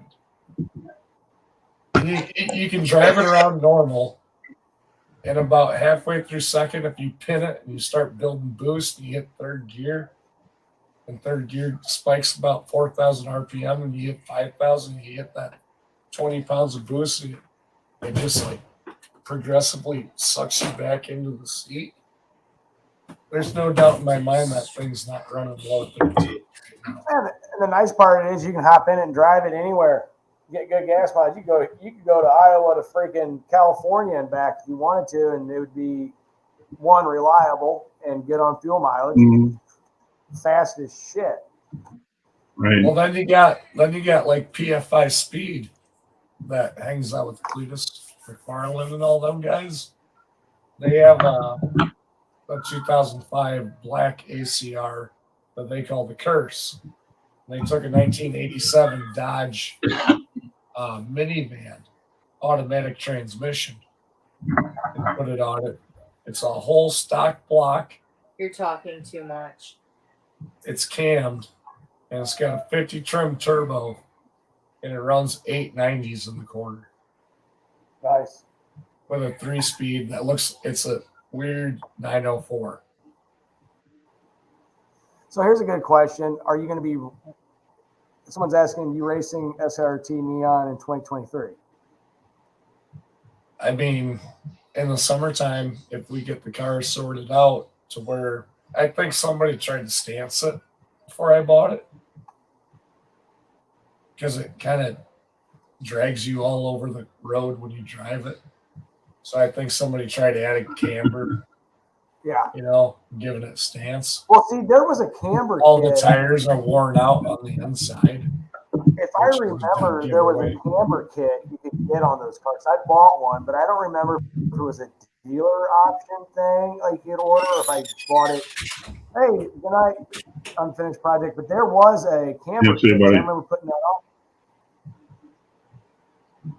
But one thing that will make people happy about Bad Tree Productions going forward is I am selling the Slant 6 Duster on Black Friday.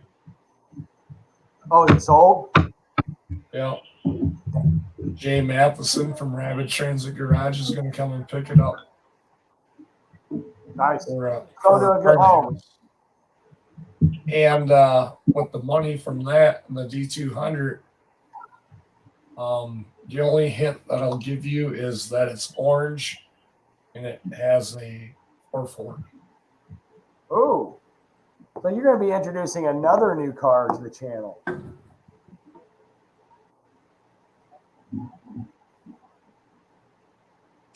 Hey, you know what, Blake? It'd be kind of fun to race Ricky's little Ford.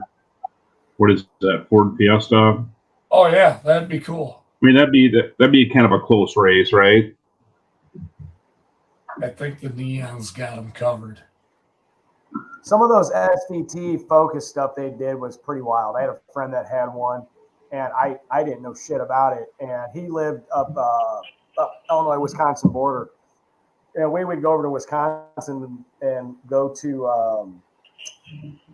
the college down Madison and have a whole lot of fun. But we took that car a few times. Man, that little thing would scoot. It would just get up. I rode in Ricky's ST Fiesta, or whatever it is.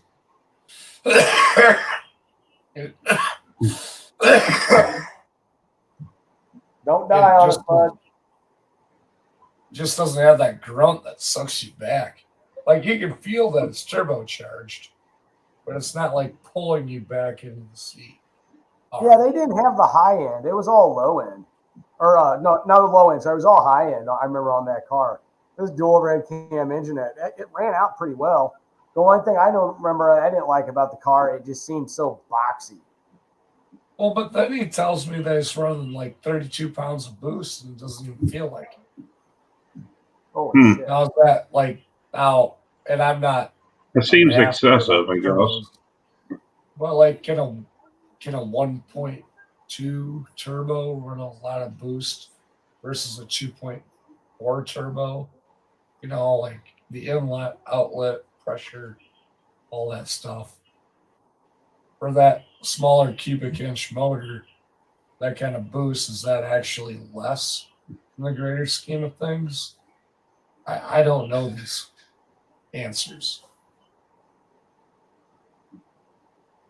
That's why I kind of like getting into this stuff, because it makes me learn it, you know? It does. It is definitely a neat hobby.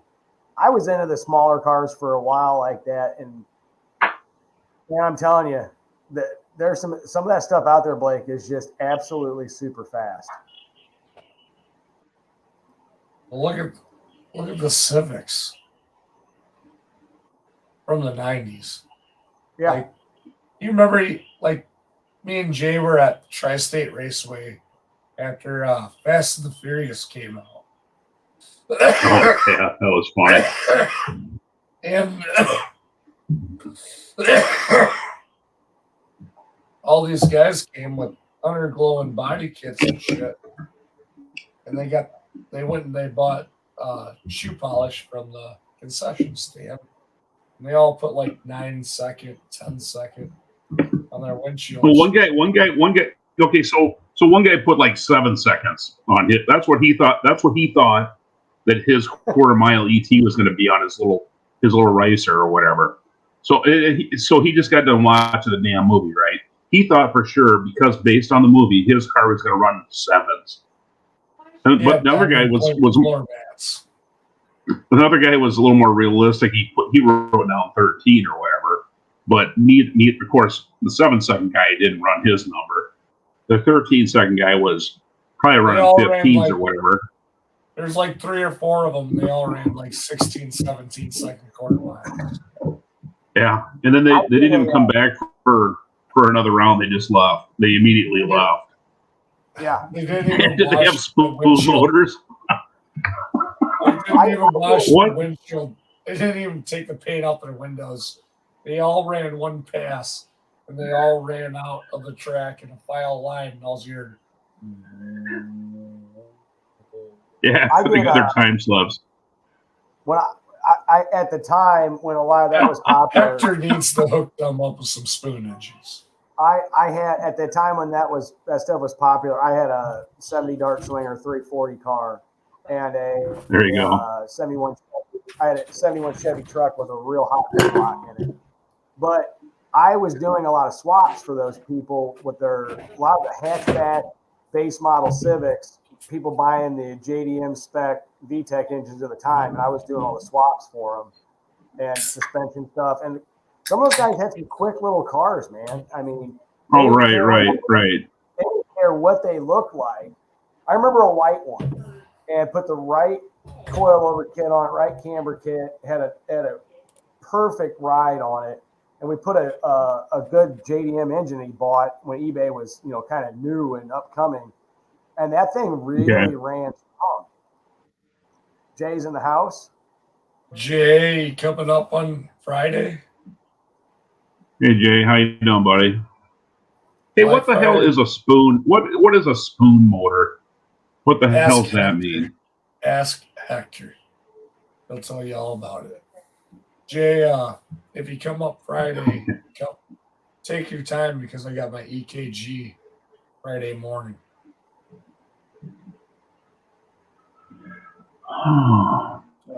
Do my heart stuff.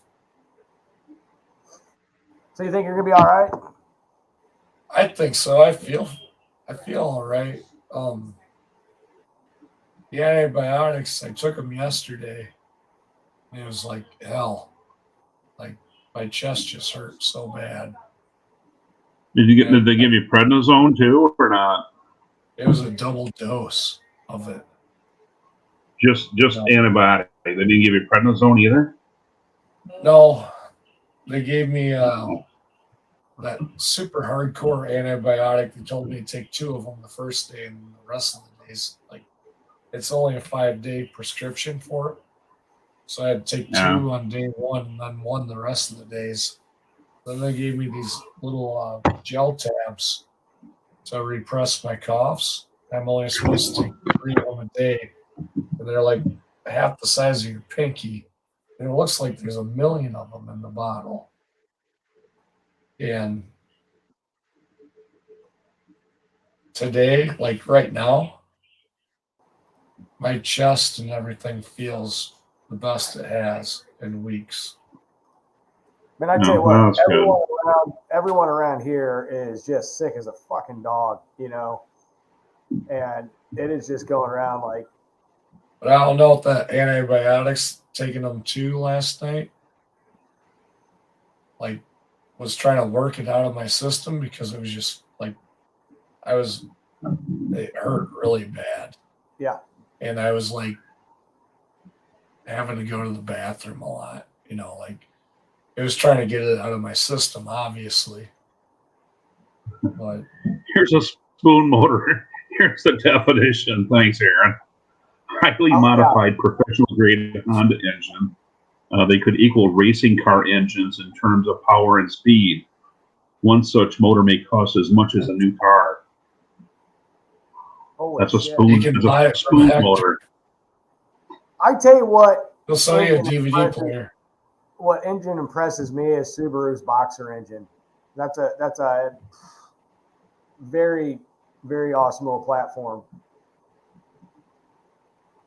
I'm telling you, for under $10,000, if you go on Marketplace and you look up SRT4, and for around that $8,000 to $12,000 range, you can find a really clean example that has very tasteful mods, or you can find one that's totally built to the hill. Yeah, money. Or if you're a cheap ass and you look for the $3,000 to $6,000 range, then you bought yourself a project. And I think these cars are going to skyrocket in value in the next 10 years. I don't see why they wouldn't. I mean, as everything else gets super more expensive, Mm-hmm. They're kind of an iconic car because everybody you either love it or you hate it. And that was from 20 years ago. And now you got a newer generation of car people that don't even know what the hell it is. Well, everything comes back around, and unfortunately for a lot of us average guys, we can't go buy that. I was like that engine block right there. That's going to be a 302 Chevy on a budget. And I would love to find like a cheap, a four-door Nova to have as a test car kind of thing. I'm going to do with my channel down the road. You can't find anything cheap anymore. Unless they're trying to hand you a title with a VIN tag inside of it. Yeah, I mean, it's just like, you got to be shitting me. That guy finally dropped it to the price that he offered me when I walked away. It's at $6,000 right now. Yeah. Everybody says it's a great looking car. It's a good car. You walked away because of that? Well, yeah. I don't want to be the one that does the paperwork on a car that never came with it. It's all scattered. I watched your video. That is just a trail of nightmares. And I didn't want to do an Uncle Tony video where I crawled over it. Like, I could have had the GoPro running while I was looking all over the car and going, well, this doesn't add up. This doesn't do that. Because he was actually a really nice guy. Yeah. Oh, yeah, that was great. But I could have made it. I could have made a duplicate of it, like, hey, man, you're telling me this is this and this doesn't match up. And, like putting them on the spot and shit. And he was too nice of a guy to do that too. Jason says it's hard to believe that in a few years the first Neon will be 30 years old. The first Neon was in 1994. So here's what's crazy. Guys, Dodge Shadow out today. So I remember when I had my Dart and I had my big block Chevy truck, then gas skyrocketed so high. And I didn't want to get rid of either one of them at the time. So I bought, you remember the Daytonas? I bought a Daytona. It was the V6 model. It was blue, and it was like mint, like literally mint. And I bought that thing, no joke, $900. Damn. I drove it for a good 3 or 4 years, just beat the piss out of it. and sold it. And I ended up buying a 97 Avenger RT. Remember those? Dude, they look, if you kind of did this, and looked at them, Yeah. almost had a Viper look to them. I had the V6 with the 4-wheel disc brakes. Mine was like top of the My line. mom had one. My mom had a red 96 Absolutely Avenger loved that V6. car. J-Bo didn't want her to get it. He wanted her to get the twin turbo Stealth RT. Oh man, it ran so good. Jay was smart, and I kept going, no, Mom, I thought the Avenger looked cooler, right? It was just plain J and a 6-cylinder in it. And Jay kept giving excuses like, oh, the armrests, they're too low. Your elbows don't hit the armrests. And the doors, it's too low. You're sitting too low. What about that Stealth? That Stealth's got nice interior. Everything's functional. I didn't know this, but Jay was really great at trying to undersell something that he really wanted. And the twin turbo all-wheel drive Dodge Stealth, if I wasn't 10 years old and thought the Avenger looked cooler and knew about performance, I would have hopped on J-Bo's boat, right? But I was with Mom because I thought the Avenger looked cooler. I tell you what, that Avenger, I mean, it was still so look fun. cool, dude. They still look cool. And I know, you never see them. I seen a blue one with white or silver stripes up in Kenosha, Wisconsin on Marketplace. And it was like Mine was what, white. a 3.3 or 3.6 V6 or some shit on them. Mine was white and it had that dark grayish black charcoal leather interior. It had the at the time, which were considered big wheels, like 17-inch with low profile tires, a 5-spoke moonroof. I mean, it was fully fucking loaded. And man, like, I had that car for a long time, and then all of a sudden my girlfriend was like pregnant, and it's like shit, that it was not a very good car for a kid, and I ended up getting a Jeep. I was really wasn't good for a kid either, but I was 17 working at a factory packing sandpaper for $8.15 an hour. I went to a car dealership, and there's a 1997 Dodge Eagle TSI, white and black, turbo, all-wheel drive for $8,000 at the dealership. And I test drove it. And I loved it. I went to go do the paperwork, and they're like, "You don't have any credit." I'm like, "Well, I'm 19. I've never taken a loan out. I've never gotten a credit card." Well, we're just saying no credit's worse than bad credit. So those Eagles and the sister vehicle, the Mitsubishi, all that, those were built 20 minutes from me. It's actually an electric vehicle plant now, but that Mitsubishi plant was 20 minutes from me. And when I got out of high school, I worked for a dealership, and we would go over there every once in a while for some training shit. And we would get to take out some of those cars on their road course.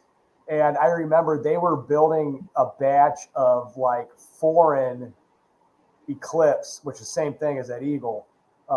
And they were right-hand drive. Oh, and I really? never done anything like that. And you're trying to shift your left hand. It was like almost impossible. But it's still where first gear's at, but you're left-handed.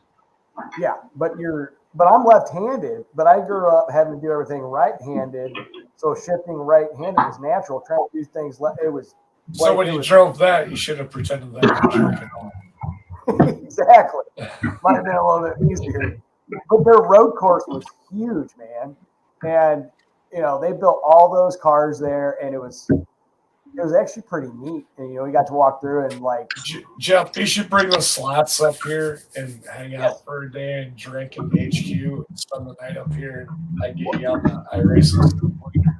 So the slot car thing, and we'll definitely do that. I have plans for the slot car thing.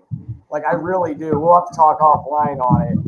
Because I know, because I was watching you do the racing the other night, and a couple other people. I have a really awesome winter time idea for the slot cars. Oh, you're into slot cars? Phil J Yeah, I got on my- that. I got my son a drag strip and a bunch of different cars. When I was a kid, I loved them. So yeah, it's kind of the wintertime drag racing because I got like over here that big long bench, and it's perfect Sure. for that. So, Okay. but I got some ideas I need to talk to Blake about for some wintertime. Well, maybe you could get some high bank corners for it, so they had a return road, and then you end up with just an oval track then. Yeah. You know how they make it shut down? That drag strip actually makes it shut down because there's like a 3-inch piece that doesn't have any metal in it, so it hits it and just goes through. Oh, okay. Oh, cool. But it's pretty neat. But then they would have a return road then? I mean, they do make a return road, and I just ordered it. So they do make a return road, and then it's just an oval. And if you don't put that piece in, you can just oval track race it. Sure. But the only bad part is they make an act because like right now the way it's set up, it's hard to like see if anybody red lights, you know. But they do make an actual staging lane with lights, see if anybody red lights and all that. But that fucker is more money than the whole entire kit with like 4 cars. Oh, right. So Crazy. I got some good fun ideas we can do for some wintertime drag racing and oval track racing. So what do you guys all got going on? Am I freezing up or is Blake? No, I thought I was. Sometimes I do that. It's kind of bullshit, but it gets kind of funny sometimes when that happens for some reason. Yeah. I found, and it appears to be happening right now. It might be mine too. No, you look fine. Raker had an HO slot car drag strip in his garage. It's 24 feet long. That's fucking amazing. Oh, that's cool. Yeah, it can't be, you know, it can't be too short. I mean, it can't be too long, I guess, or whatever. Yeah, the longer the better, right? Yeah.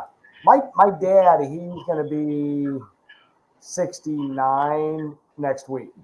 And he told me growing up as a kid, the building's still there, but there's nothing in it. But it was a slot car racetrack place. Like the downstairs was where you bought all your shit. People would work on them, and the upstairs was all kinds of racetracks. Okay, cool. And here's a little bit of trivia. Mopar for 1970 actually had a slot car drag strip they gave away at dealerships. And on the cover, it had 2 guys.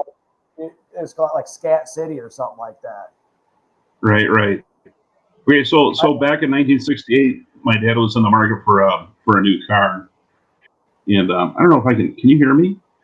Yeah, I can hear you. Okay. So back in 68, he was in the market for a new car. He ended up buying a 68 Javelin first year, for the Javelin. But before that, he actually went to the Dodge dealership and test drove a 1968 Dodge Charger. Okay. And, but just for test driving the car, he ended up getting, what the hell was it called? It was called, I think it was by Eldon, but it was a slot car track. So as a promotion, they were giving away this track, or this slot car track. And so it had a 68 Cornet, a 68 Charger, then had a spare 68 Dodge pickup truck body that you could screw on one of the chassis. Oh, nice.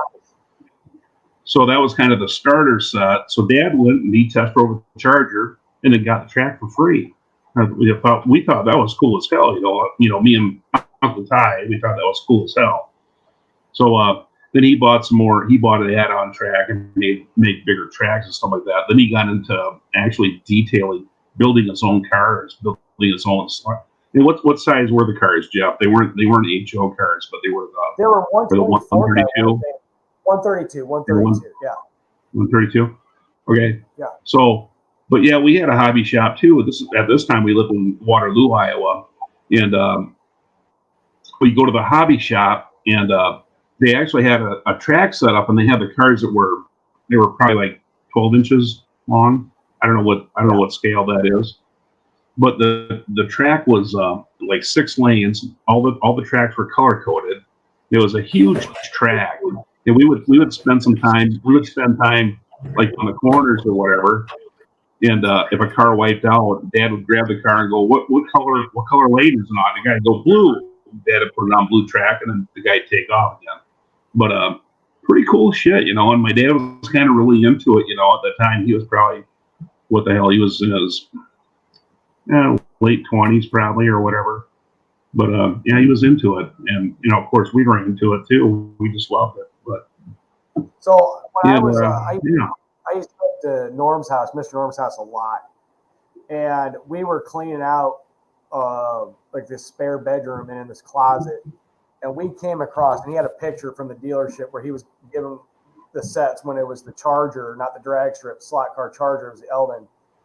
And literally on this shelf, there was probably 5 or 6 of those that he still had that had never been used. Really? oh really? It was called the three. What was it called? What the hell was it called? I can't remember what the set was called. I can look it up real quick here, but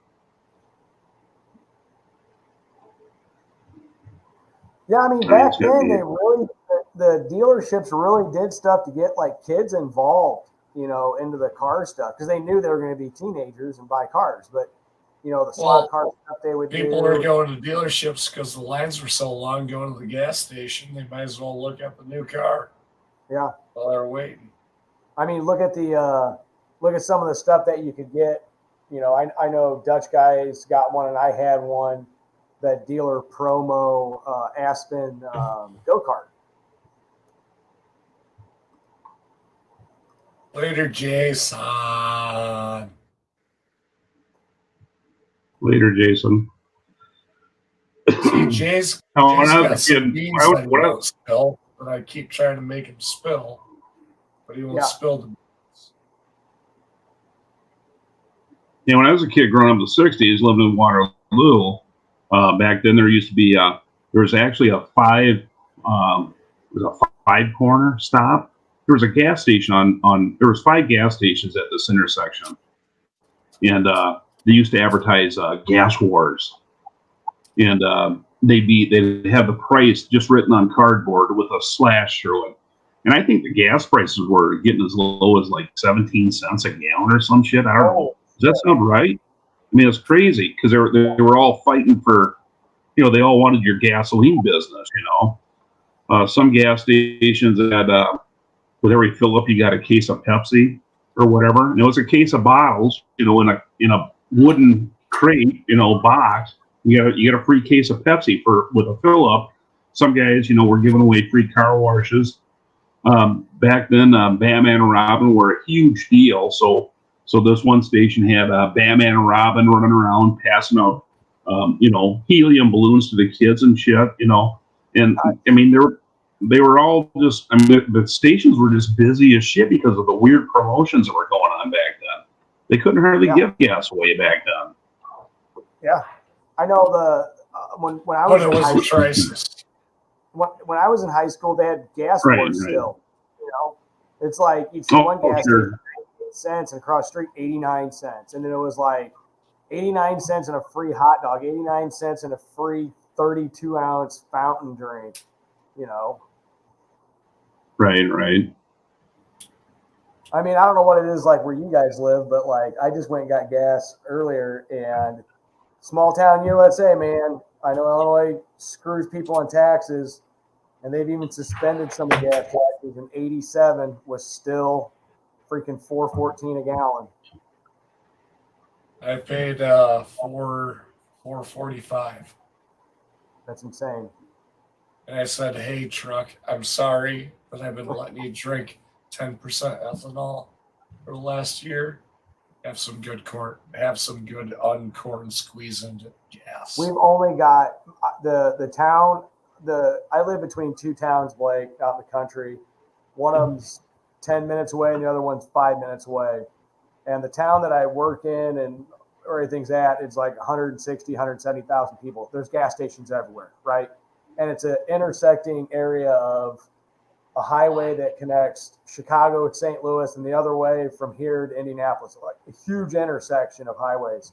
There's only one gas station now that sells straight gas. It's insane. They used to sell it.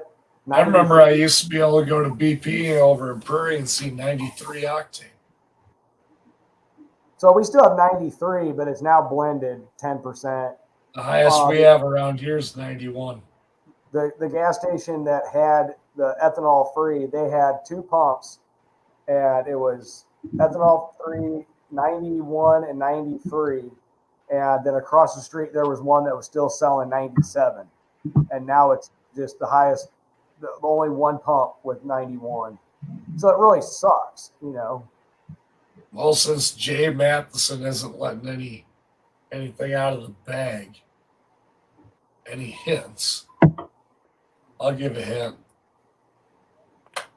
If what happens with Jay on Black Friday happens, then I'm going to look at a car that you can drive at the pump.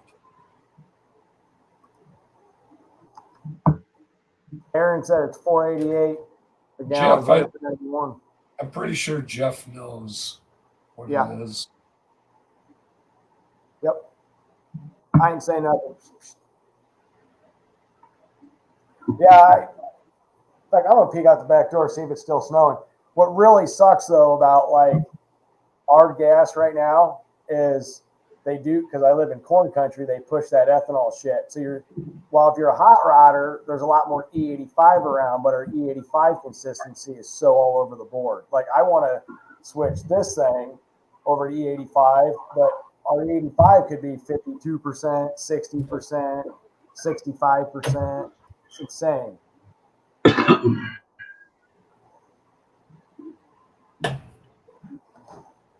Yeah, the road race that was called the Dodge 3-in-1 road race set, and it looks like back in 1968 it retailed for $29.95. If you want, Jeff, if you'd like to, you can show that second picture that I sent you as a hint.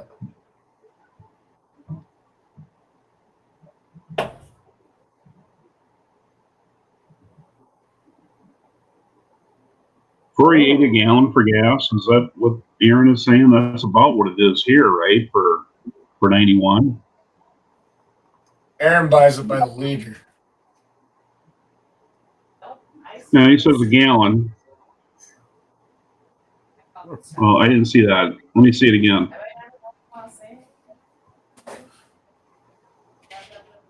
Oh, okay. I think I've seen that. Okay. Yeah. Yeah, that's just old hat to me. So yeah, whatever. I don't know. What so $29.95 then that had to have been a decent amount of money. Well, right. And they were just giving away for free, at the Dodge dealership. So what the hell? That car is not advertised on Craigslist or Marketplace or anywhere. It's not posted for sale. It's just a friend of a friend has it. We've been having I came across a couple of good cars that aren't advertised. Like one of them, rare, desirable, no, very select market. We were off price-wise $20,000, right? The car needed a full restoration. And he was asking more for the car than it was worth restoring. I came across another car, which I just need to figure out. If I had the money, it'd be mine. And can you imagine coming across something rare? Ooh, yes. Coming across something rare that was all the body work, all the paint work's done. It's got brand new interior. The engine's put together, all NOS parts. Everything's sitting there as a puzzle that someone walked away from 10 years ago. And it's all there. and the price is Right. very, very right. And I'll give you a hint: 70 Challenger RT, 444 speed, plumb crazy. One Really? owner car. Yeah, one owner car. Oh, cool. Damn it. The price is right. I mean, he's not like openly selling it, but I went there to look at some Boss 429 stuff, and I said, "Hey, what is that?" And he showed it to me, and J-Bo, it's just ready to be put together. Really? It's sitting on a rotisserie, blank, and there's shelves full of everything. It'd be perfect. Oh, that'd be look at fun. Well, so all the paintwork's all done, right? Or Yeah, all the paintwork's done. There was hardly ever oh any rust shit! fixed. Yeah. Wow. And it's numbers matching. 444 speed Okay. Dana safety car, and I mean it's beautiful. So is the engine all put together yet, or you got a? The engine's all put together. It was torn down. I mean, the engine was done over 10 years ago. It was taken 30 over. It was Sure. TRW put in, but all the other stuff was new old stock Chrysler shit. Okay. I personally would probably tear it back down again just to make sure everything's done right. But Exactly. Right. So you know what you got. But the guy yeah, walked cool as away hell, from man.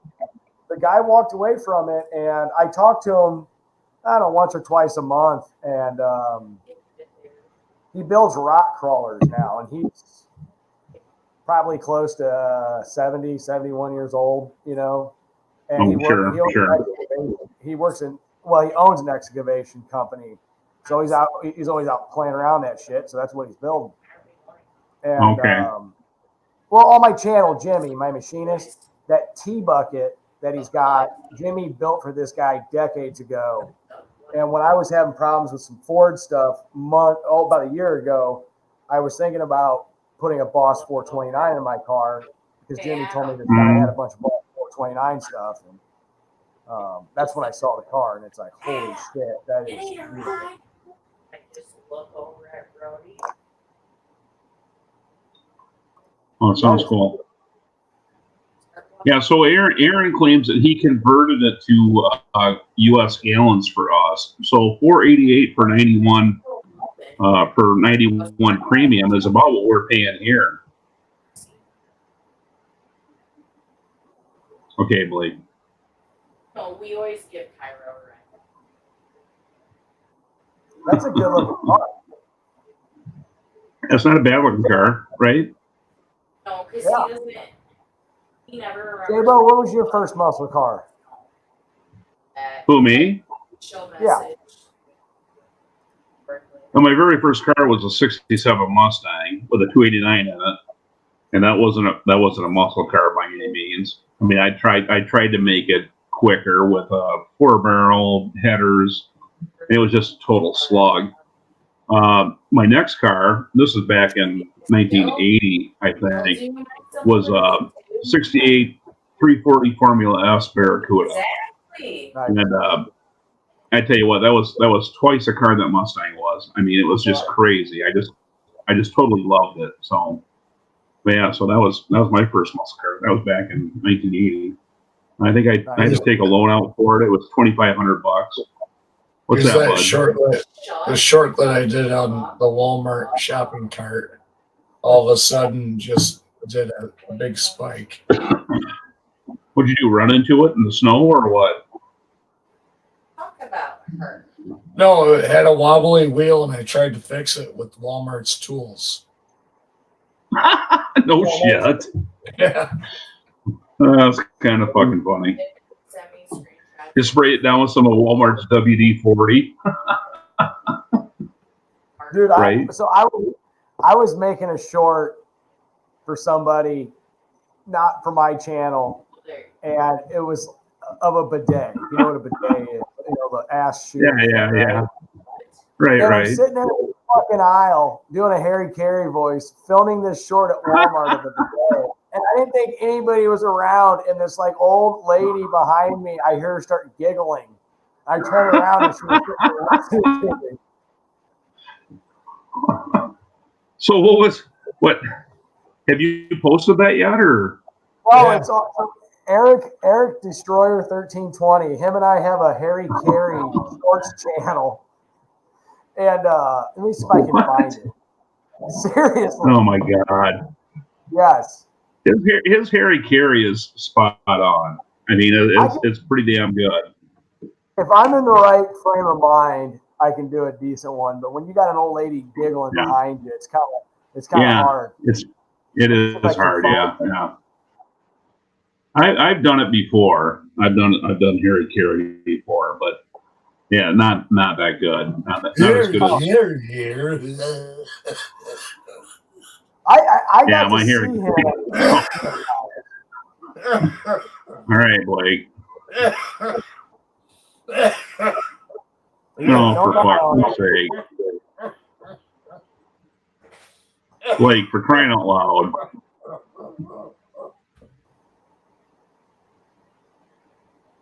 Here we go. Let me Blake, see if I that's can. enough.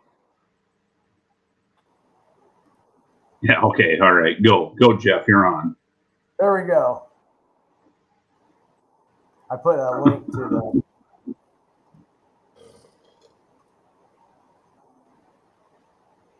If I can't. Okay. I mean, we just do terrible shit. Yeah.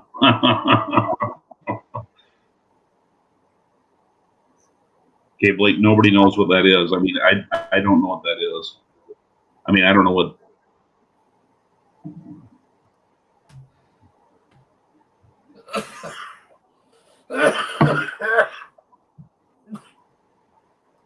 Out doing some grocery shopping today, came across this nice little item.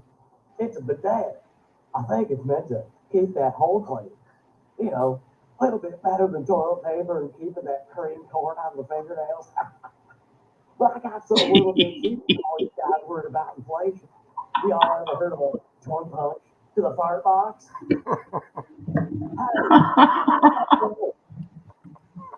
So that's what we do.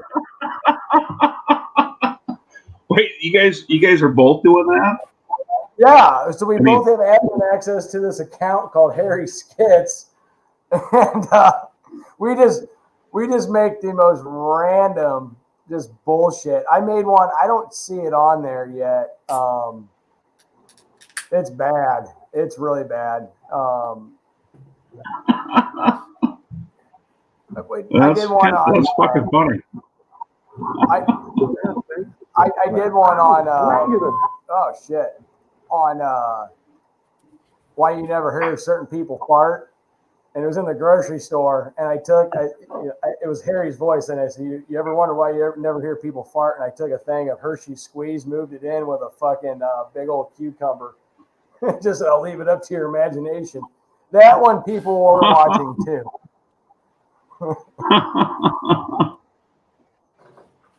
So, yeah.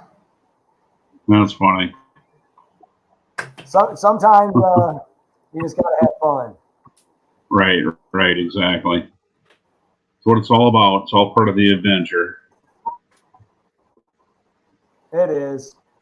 It is. I like the car stuff more than anything, but man, you gotta stay sane. You know, it sucks because like Exactly. a couple of weeks ago, J-Bo, it was like in the 70s, you know, and I was out doing burnouts and fucking shit and having a good time. And all of a sudden, this snow hits out of nowhere, and they salt the roads. So you know, I won't be going out anywhere. Mm-hmm. Yeah, I know. Yeah, poor Jeremy had his hip surgery. What, 2-3 days ago?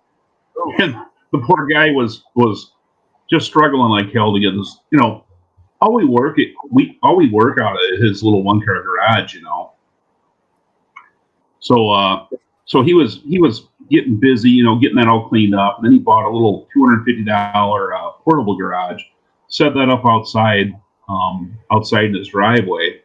And so he put his dart in that so that we've got access to the garage now. The garage is actually open. And I don't know. You know, I've been trying to build my garage for like the past 2 years, and I've been just kind of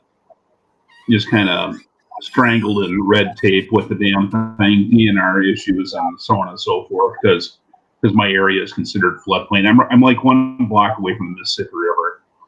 So, but anyway, poor dude, he got his garage kind of all cleared out for us, but whatever. Anyway, that's kind of where what was I even talking about? Something, I don't know what the hell I had.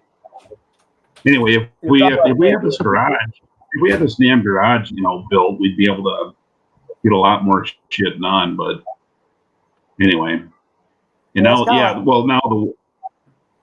ahead. It's kind of like me. I mean, my garage is like 23 by 28. You can work on one car, Right. I just need, if I had 10 feet that way, I could have another car in here working. Sure. What are you doing, Blake? Blake, snap out of it. What's he doing? I don't know. Well, he's alive. I guess. As long as he ain't coughing. But what the hell ever. So and Jeremy's little garage, I mean, it's pretty tight. It's probably God, it's 14 or 16 by probably 25. It's kind of what we do all our shit in. It's kind of it's got a flavor to it, I guess. It's kind of a neat, little area.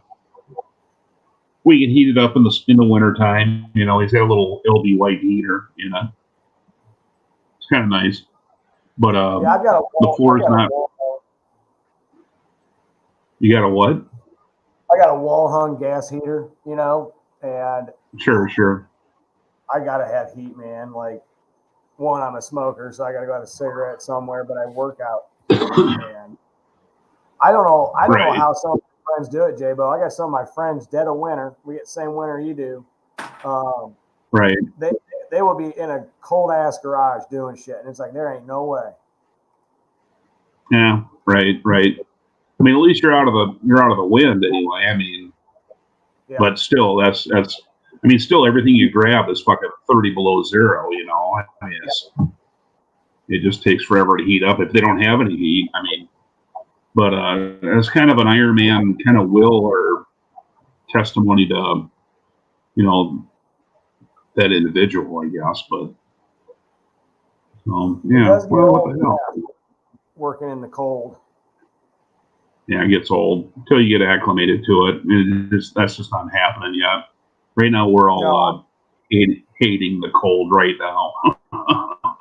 Well, we went from the 70s literally to the 20s. Right. And it's like, whoa.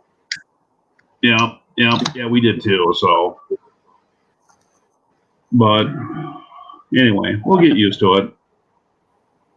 It just takes a little bit. I'll be up by O'Hare this weekend for the Muscle Car and Corvette Nationals. And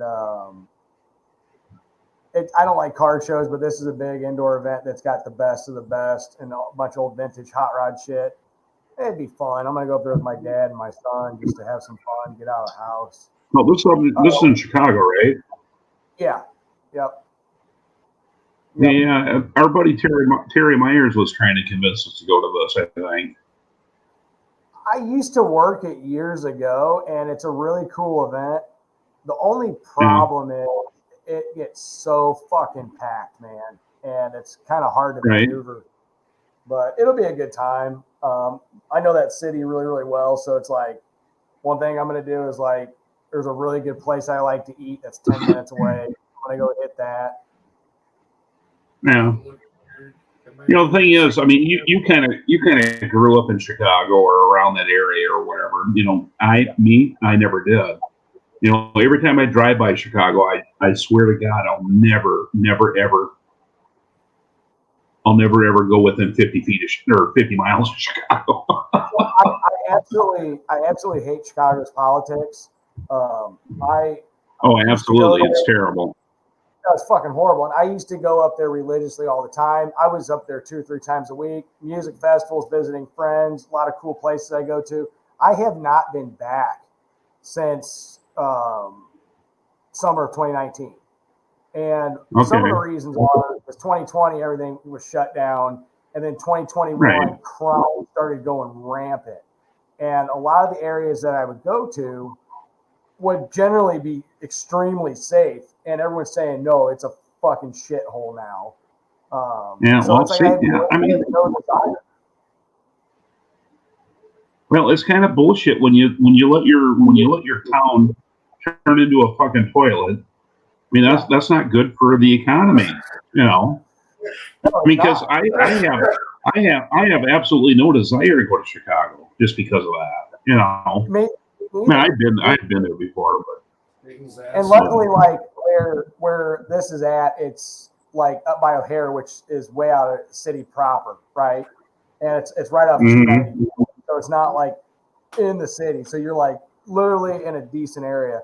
But I mean, J-Bo, like you could go there. Like I would go there for a 4-day fucking music fest every year, 500,000 people, and you wouldn't be worried about shit. From where I would stay towards the south side before it gets really shitty, and now it's like you don't even want to be near any of that. So it's like, I go to that crap, you know. I mean, it's bad because like if you were in the loop or in certain areas that were, Raker's right, it really sucks up there now, and you know, I really feel bad for the people that are just the average Joes trying to make a living, trying to stay safe, and they can't. You know, the Chicago PD has their hands tied.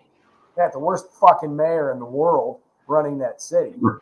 I mean, hell, the Chicago Bears are probably going to leave. Oh, really? Yeah. They're looking at moving to Arlington. You're kidding me. That's crazy. Well, maybe that's what it takes, you know? Yeah. Hey, I tell you what, on that note, I tell you what, remember, hey, Blake, turn that shit now, will ya? All right. So, okay, remember when, before the No Name Nationals, you know, before we actually went there, there was some grumblings about the crime in the area and all that shit. Yeah. You know, I tell you what, I'd just like to say something about that. But once we got into Missouri, we had to probably stop maybe 3 times for gas, and every time we stopped for gas at every gas station, the people that you would see coming in and out of the door as you're going in were the most polite people on the planet. Yeah, that's what I don't get. Then of course, at no name, everybody was great, you know. But the people of Missouri were the people of Missouri that I got to experience. They were excellent, fabulous people. I mean, just great. And there was somebody that didn't go to the event that was talking a lot of shit about the event. I lit them up.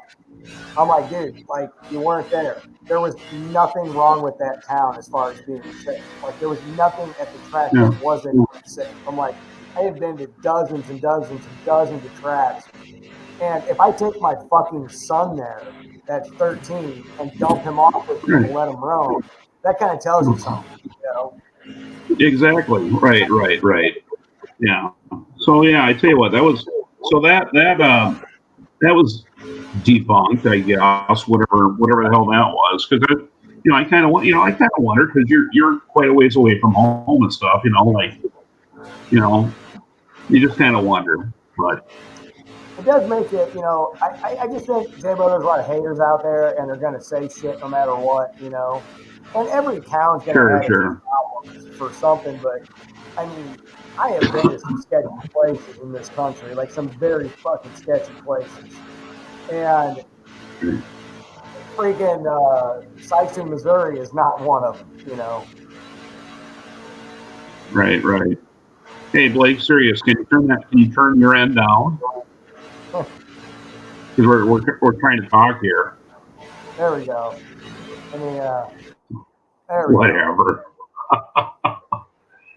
Anyway. But yeah, Chicago's turned into a really bad area. So one cool area of Chicago that kind of gets overlooked. I like it because of the food, and like I said, I know the city very well, and like it, you know, parking anywhere is expensive, doing anything's expensive. But like, I come up from the south side, and I literally will park in Chinatown which up until recently was a very safe area, and you could find an all weekend parking for like $40. Hop on the L, go north, and you're safe, right?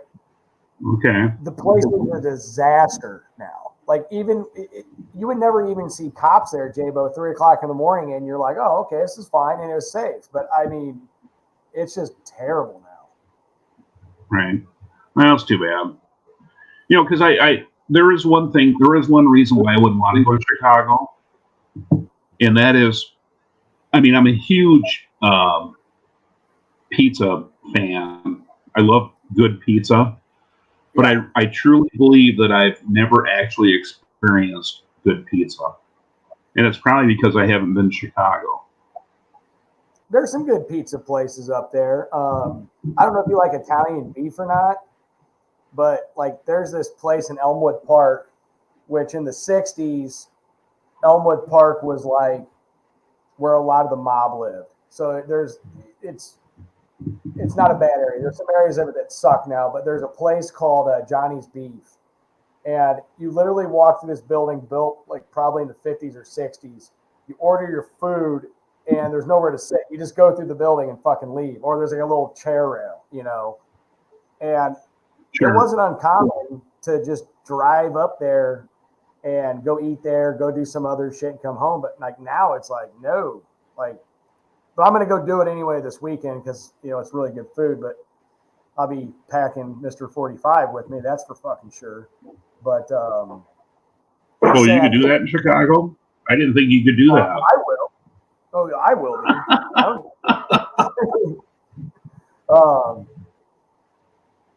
That city used to be great, man. Like so much fun. Mm-hmm. Aaron says Yeah, that's about where the needle lives on the Barracuda tattoo. Yeah.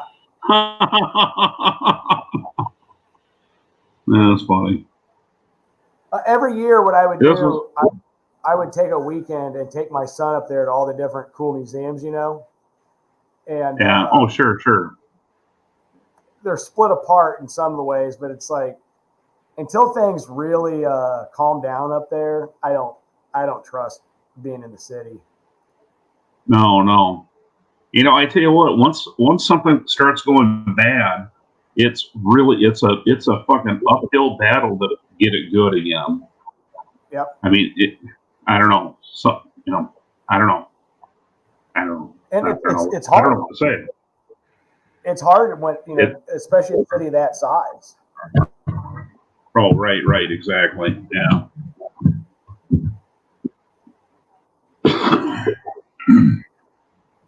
Yeah, I grew up as a kid. I grew up in I grew up in Dubuque, Iowa. At that time, beautiful historic city. You've probably been to Dubuque before. I don't know, maybe you haven't, but that's where my grandparents, you know, lived there. I started out. I was born there. We moved to Waterloo. Waterloo, I mean, back in the '60s, was a great city. I mean, it was fun, you know. Now it's kind of shithole-ish, I guess, from what I gather. We moved to Des Moines. We lived in Des Moines in the early '70s and so on and so forth. And my parents kind of moved us out of there because things were starting to get bad. That was back in the early '70s. And probably by today's standards, they probably weren't that bad. You know, I imagine it's just terrible now. But hey, Blake, I don't know a lot about. Yeah, go ahead. My daughter was actually conceived in Dubuque, Iowa. Oh, really? Okay. Yeah. What, in the 4th Street elevator? No, so like I would go up to that Mopar show. Yeah. So are you talking about the trolley? Yeah, that little trolley that goes up the hill. Yeah, I've been up there a few times. So pretty good spot. Good spot for it. Yeah. So I used to go to that Mopar show every year. Yeah. Mopar's in Mississippi. Well, so we would either stay in Galena, right? Because Galena's a cool little town. Oh, yeah. Casino, indoor water park place right on the river. And right. So the funny thing is like I was young and I don't. We were going up there and like we go to check into that place. Well, the whole plan was check in early, go to the casino and out and gamble, go to the water park, have fun, have some drink, do whatever. They fucked our reservation up, and no rooms were full. So they put us in some other hotel with nothing going on. So something had to go on, right? Absolutely. Yeah. Yep. Yeah, cool. Yeah, I used to go there every year. Galena's a cool little town too, though. I mean, that's a neat little town. Yeah. Well, actually, McGregor, where me and Blake live, is kind of considered a little Galena, I guess, or Galena-ish. It's got that kind of flavor to it. So, Galena's beautiful. I love Galena. My wife and I were down there maybe 2 or 3 years ago, and up until that point, it was probably the last time we had been there was maybe 10 years before that. And we were walking down, the main street, looking at all the shops. And I go, hey, Brenda, I go, where's that steakhouse that we ate at that one time? That looked like it was like a log cabin or whatever, kind of like, it had log cabin like paneling on. And she goes, well, is it that right there? And she points at this building. It's called the Log Cabin Steakhouse. But it's a brick building. It's a brick building on the outside. But when you go inside of it, it's all scalloped log. It looks like a log cabin. It's called the Log Cabin Steakhouse. But yeah, So do and they, always go to that Italian place called Vinny Benucci's? That's in Galena, or yeah, in Galena, it's called Vinny Benucci's, and everything's like different street levels. And like when you enter into the restaurant, you're at one level, and you usually eat upstairs. You exit on a different street at a different level. It was so weird. Yeah, right. Yeah, it's crazy. Yeah. Galena's a cool little. I love Galena, but so I do too. Yeah. I do too. Do they? I wonder if they still have that ski slope there. Boy, I don't know. Yeah, me and Brenda, we stayed there. We stayed there maybe it was 10 or 12 years ago, but we stayed at this one place. It was little log cabins. And the guy would really kind of harp on the fact that it was it had the less lake pollution of any place like in Illinois or whatever. Yeah. So it was good for stargazing and so on and so forth. But the dude had llamas and shit like that. They're like big friendly cows or whatever. They come up and look at you and shit. It was kind of wild. Pretty neat little cabins, but you'll have to excuse me there, bud. I'll be right back. All right.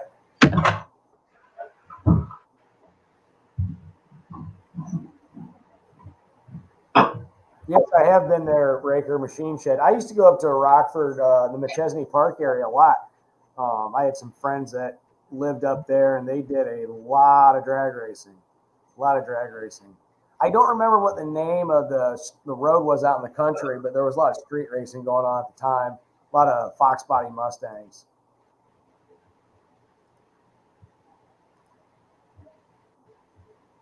But yeah, it was a lot of fun. Galena is a beautiful little town. I remember it flooded real bad. It's right on a river. But, man, I used to travel a lot. A lot. I should start doing that again.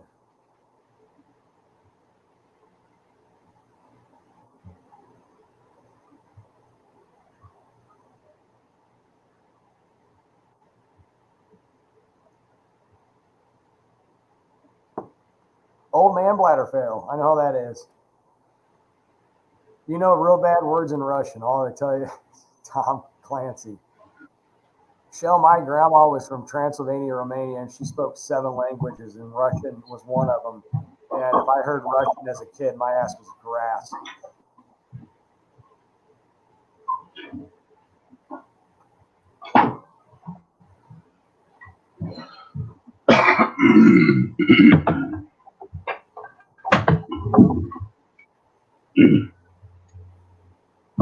Yeah, the Galena was always fun. I liked going up there, and some of those roads that we would take to get up there, man, it was always nice. Yeah. Well, the first time I was there was probably back in the late 70s. We went there for it was like a Boy Scout jamboree or whatever. So I was with the Scouts back then. And then probably in the early or the late 70s, early 80s, my dad runs a business. Business is called River Junction Trade Company, and it caters to reenactors that they reenact anything from the fur trade era, the 1830s, up until the Victorian era, which would have probably ended in the 1920s. So he produces clothing for that time period. So Galena, of course, is known for its Civil War, history. So we would go to Civil War reenactments there and set up our tent and push our wares and whatnot. So, but and I tell you what, here's kind of a cool story. You'll get a kick out of this. But one time, it was probably 10, 12 years ago, my wife and I were driving back home from Galena. We were going through Dubuque, and the old part of the town where I think Sylvester Stallone shot that one movie. Yeah. And there's still some kind of brick streets and stuff in that area.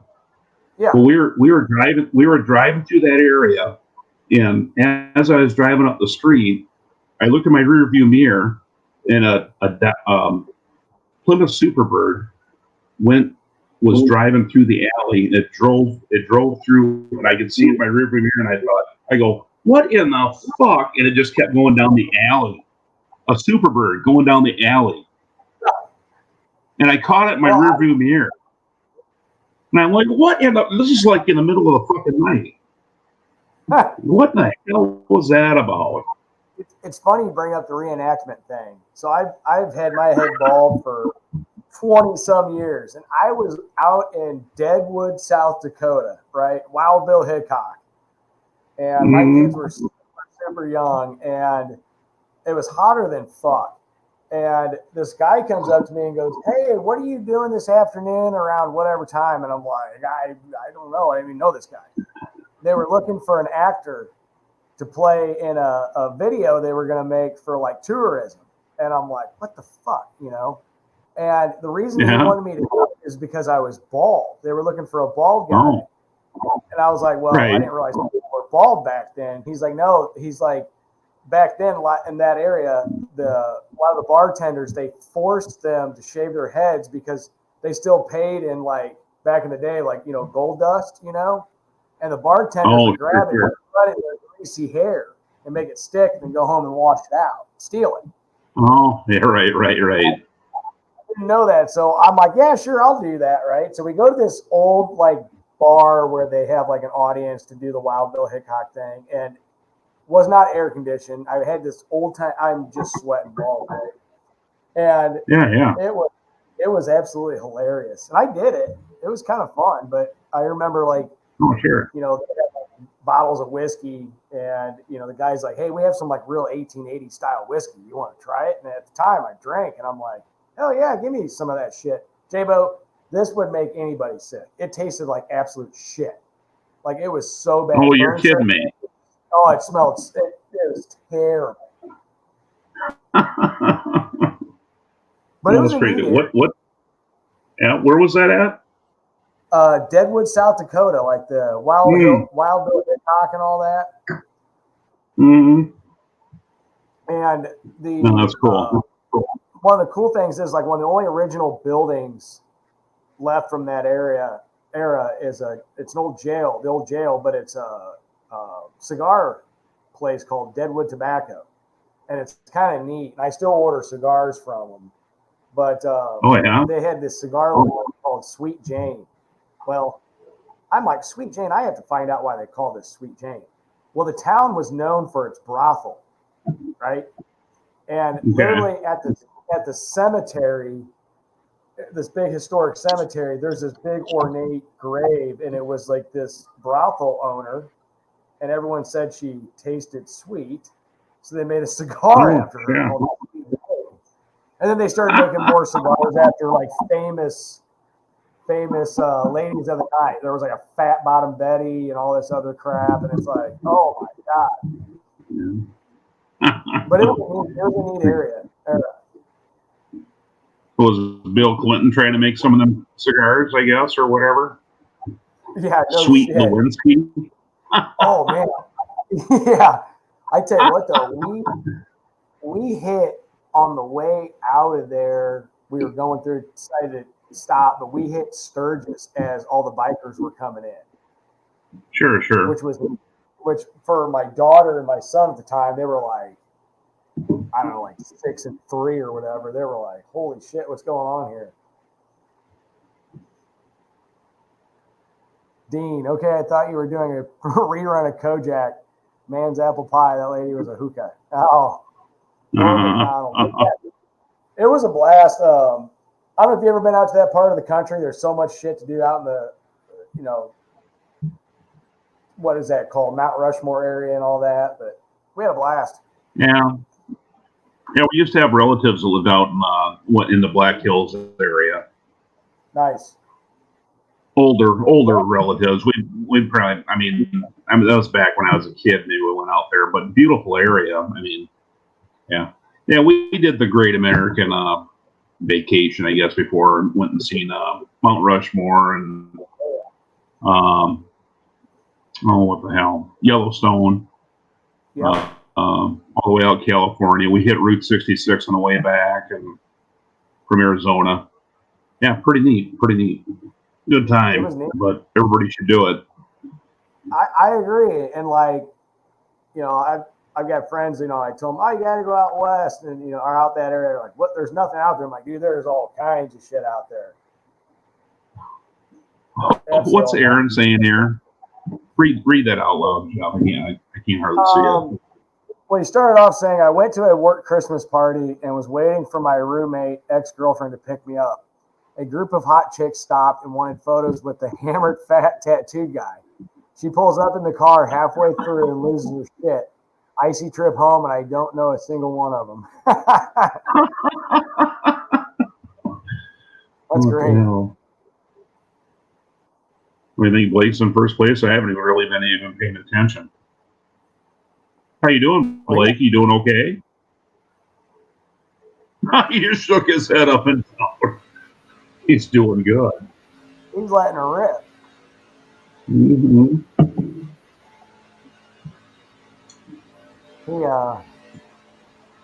I'm absolutely horrible at video games. I never played them growing up. My son does, but I mean, I am terrible at video games. Man, I tell you what, I tried playing Gears of War with Blake, back in the, I don't know, what Gears of War is? Yeah. I used to enjoy watching it because it's kind of like watching a movie, Yeah. It's kind of the same movie over and over again, I guess, in a way, but the outcome was always different, but it was kind of fun, so I would watch him do it. And whenever he'd hand me the controls, I mean, I tell you what, the only video game that I was ever really kind of worth a shit at was maybe Mario, the NES, the 8-bit. Yeah. I got that keypad, but he hands me this Xbox keypad. It's got 2 thumb joysticks on it. So whenever I tried to shoot at the guys, I would actually stick my gun straight up in the air and spin around in the circle like fucking Michael Jackson and just shoot bullets all over the fucking place and never hit nobody, and they'd just kill me. So I see. I never we played the only game system I ever had when I was a kid was like you said, the original Nintendo, and we played Mike Tyson's Punch Out and shit like that. But all this newer shit, man, I can't do it. Yeah. One said he kicks ass at Pong. I actually had, what? Now I think about it. When I was a little kid, my parents had a Atari 2600, and there was Pitfall and all that shit. Just joystick and a button. You're just. Yeah, we had that too. Did I show you my Christmas tree, J-Lo? No, not yet. No. What's up? My Christmas tree. Get it? Oh, cool as hell, man. Yeah. Shit, yeah. That's easy to set up. Yeah. No mess. You don't have to water that, do you?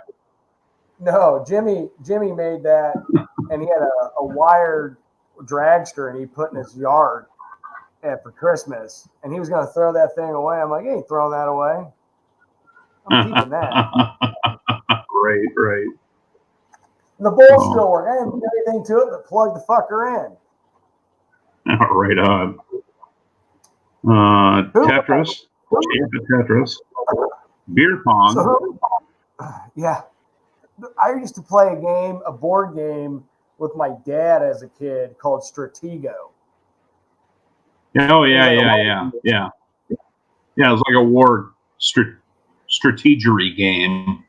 Yes. Stratty. Yeah. Do you remember the advertisement on TV? No. Oh, you had to look it up. It's pretty funny. It was good, but yeah. But yeah, you set up your little fort kind of in one corner or wherever. I guess it could be anywhere. It was kind of like chess. It's like chess and checkers at the same time, in a way, right? Yeah, and because you had to miss the bombs, remember? These little bomb warnings and all that. But you'd always send your your what do you call them, the little scouts or whatever out. They were kind of sacrificial. Yeah. It was a good game. It had two pits in the middle of it. Two pits in the middle that you had to kind of work around. Used to play that, and like Dean said, Battleship. Yep, I used to play the Battleship. You sunk my Battleship. Yeah, Battleship, we have that too. We had Monopoly. Yep. What the hell? God, we played Monopoly for like weeks. You know, us kids. Yeah, I'll still play Monopoly. Sure. Good game. That's one game I'll play. There's another game that we would play. Do you remember? I think it was more of a kids game, but it was like it was called Mousetrap. Yeah, Mousetrap. I always wanted it for Christmas, but I never got it. But I seen it. Maybe a friend of mine had it or something like that. And how was that as a game? Was that any good or? No, it sucked till it fell apart. Did it? Yeah. I think my mom used to pick up games at like at garage sales and shit like that. What the hell? It was like a witch's cauldron or some shit. Yes. It was like I don't know what the premise was behind it, but we never did play it then. What the hell? Yeah, the Game of Life. Yeah. Operation. Operation. That was cool. Yeah. Revenge Tangle. Yep. I tell you what, guys, it's almost midnight. I got to get up. I just realized what time it was. I got to get up at 5:30. Oh, holy shit, Jeff! What are you doing? I don't sleep, man. That's the problem. Like, summertime, I go. Yeah, I got to work tomorrow. What the hell? Like half my team I work with is in another fucking state, so a different time zone. And every other week we switch meeting times in the morning, and I'm on their time zone. So instead of it being normal, I got to get up super fucking early. I fucking hate it. That's too bad. Well, it was good talking with you. You too, J-Bo. And I'm going to be setting up some ideas on some slot car drag racing and how channels can get involved in it. So we got to figure it out. Oh, okay. Yeah, that'd be cool. Yeah, good night, everybody else. Good night, Blake, in your stock car or whatever the hell you're doing. All right. Good night, everybody. Whatever. Yeah, good night, guys. Good night.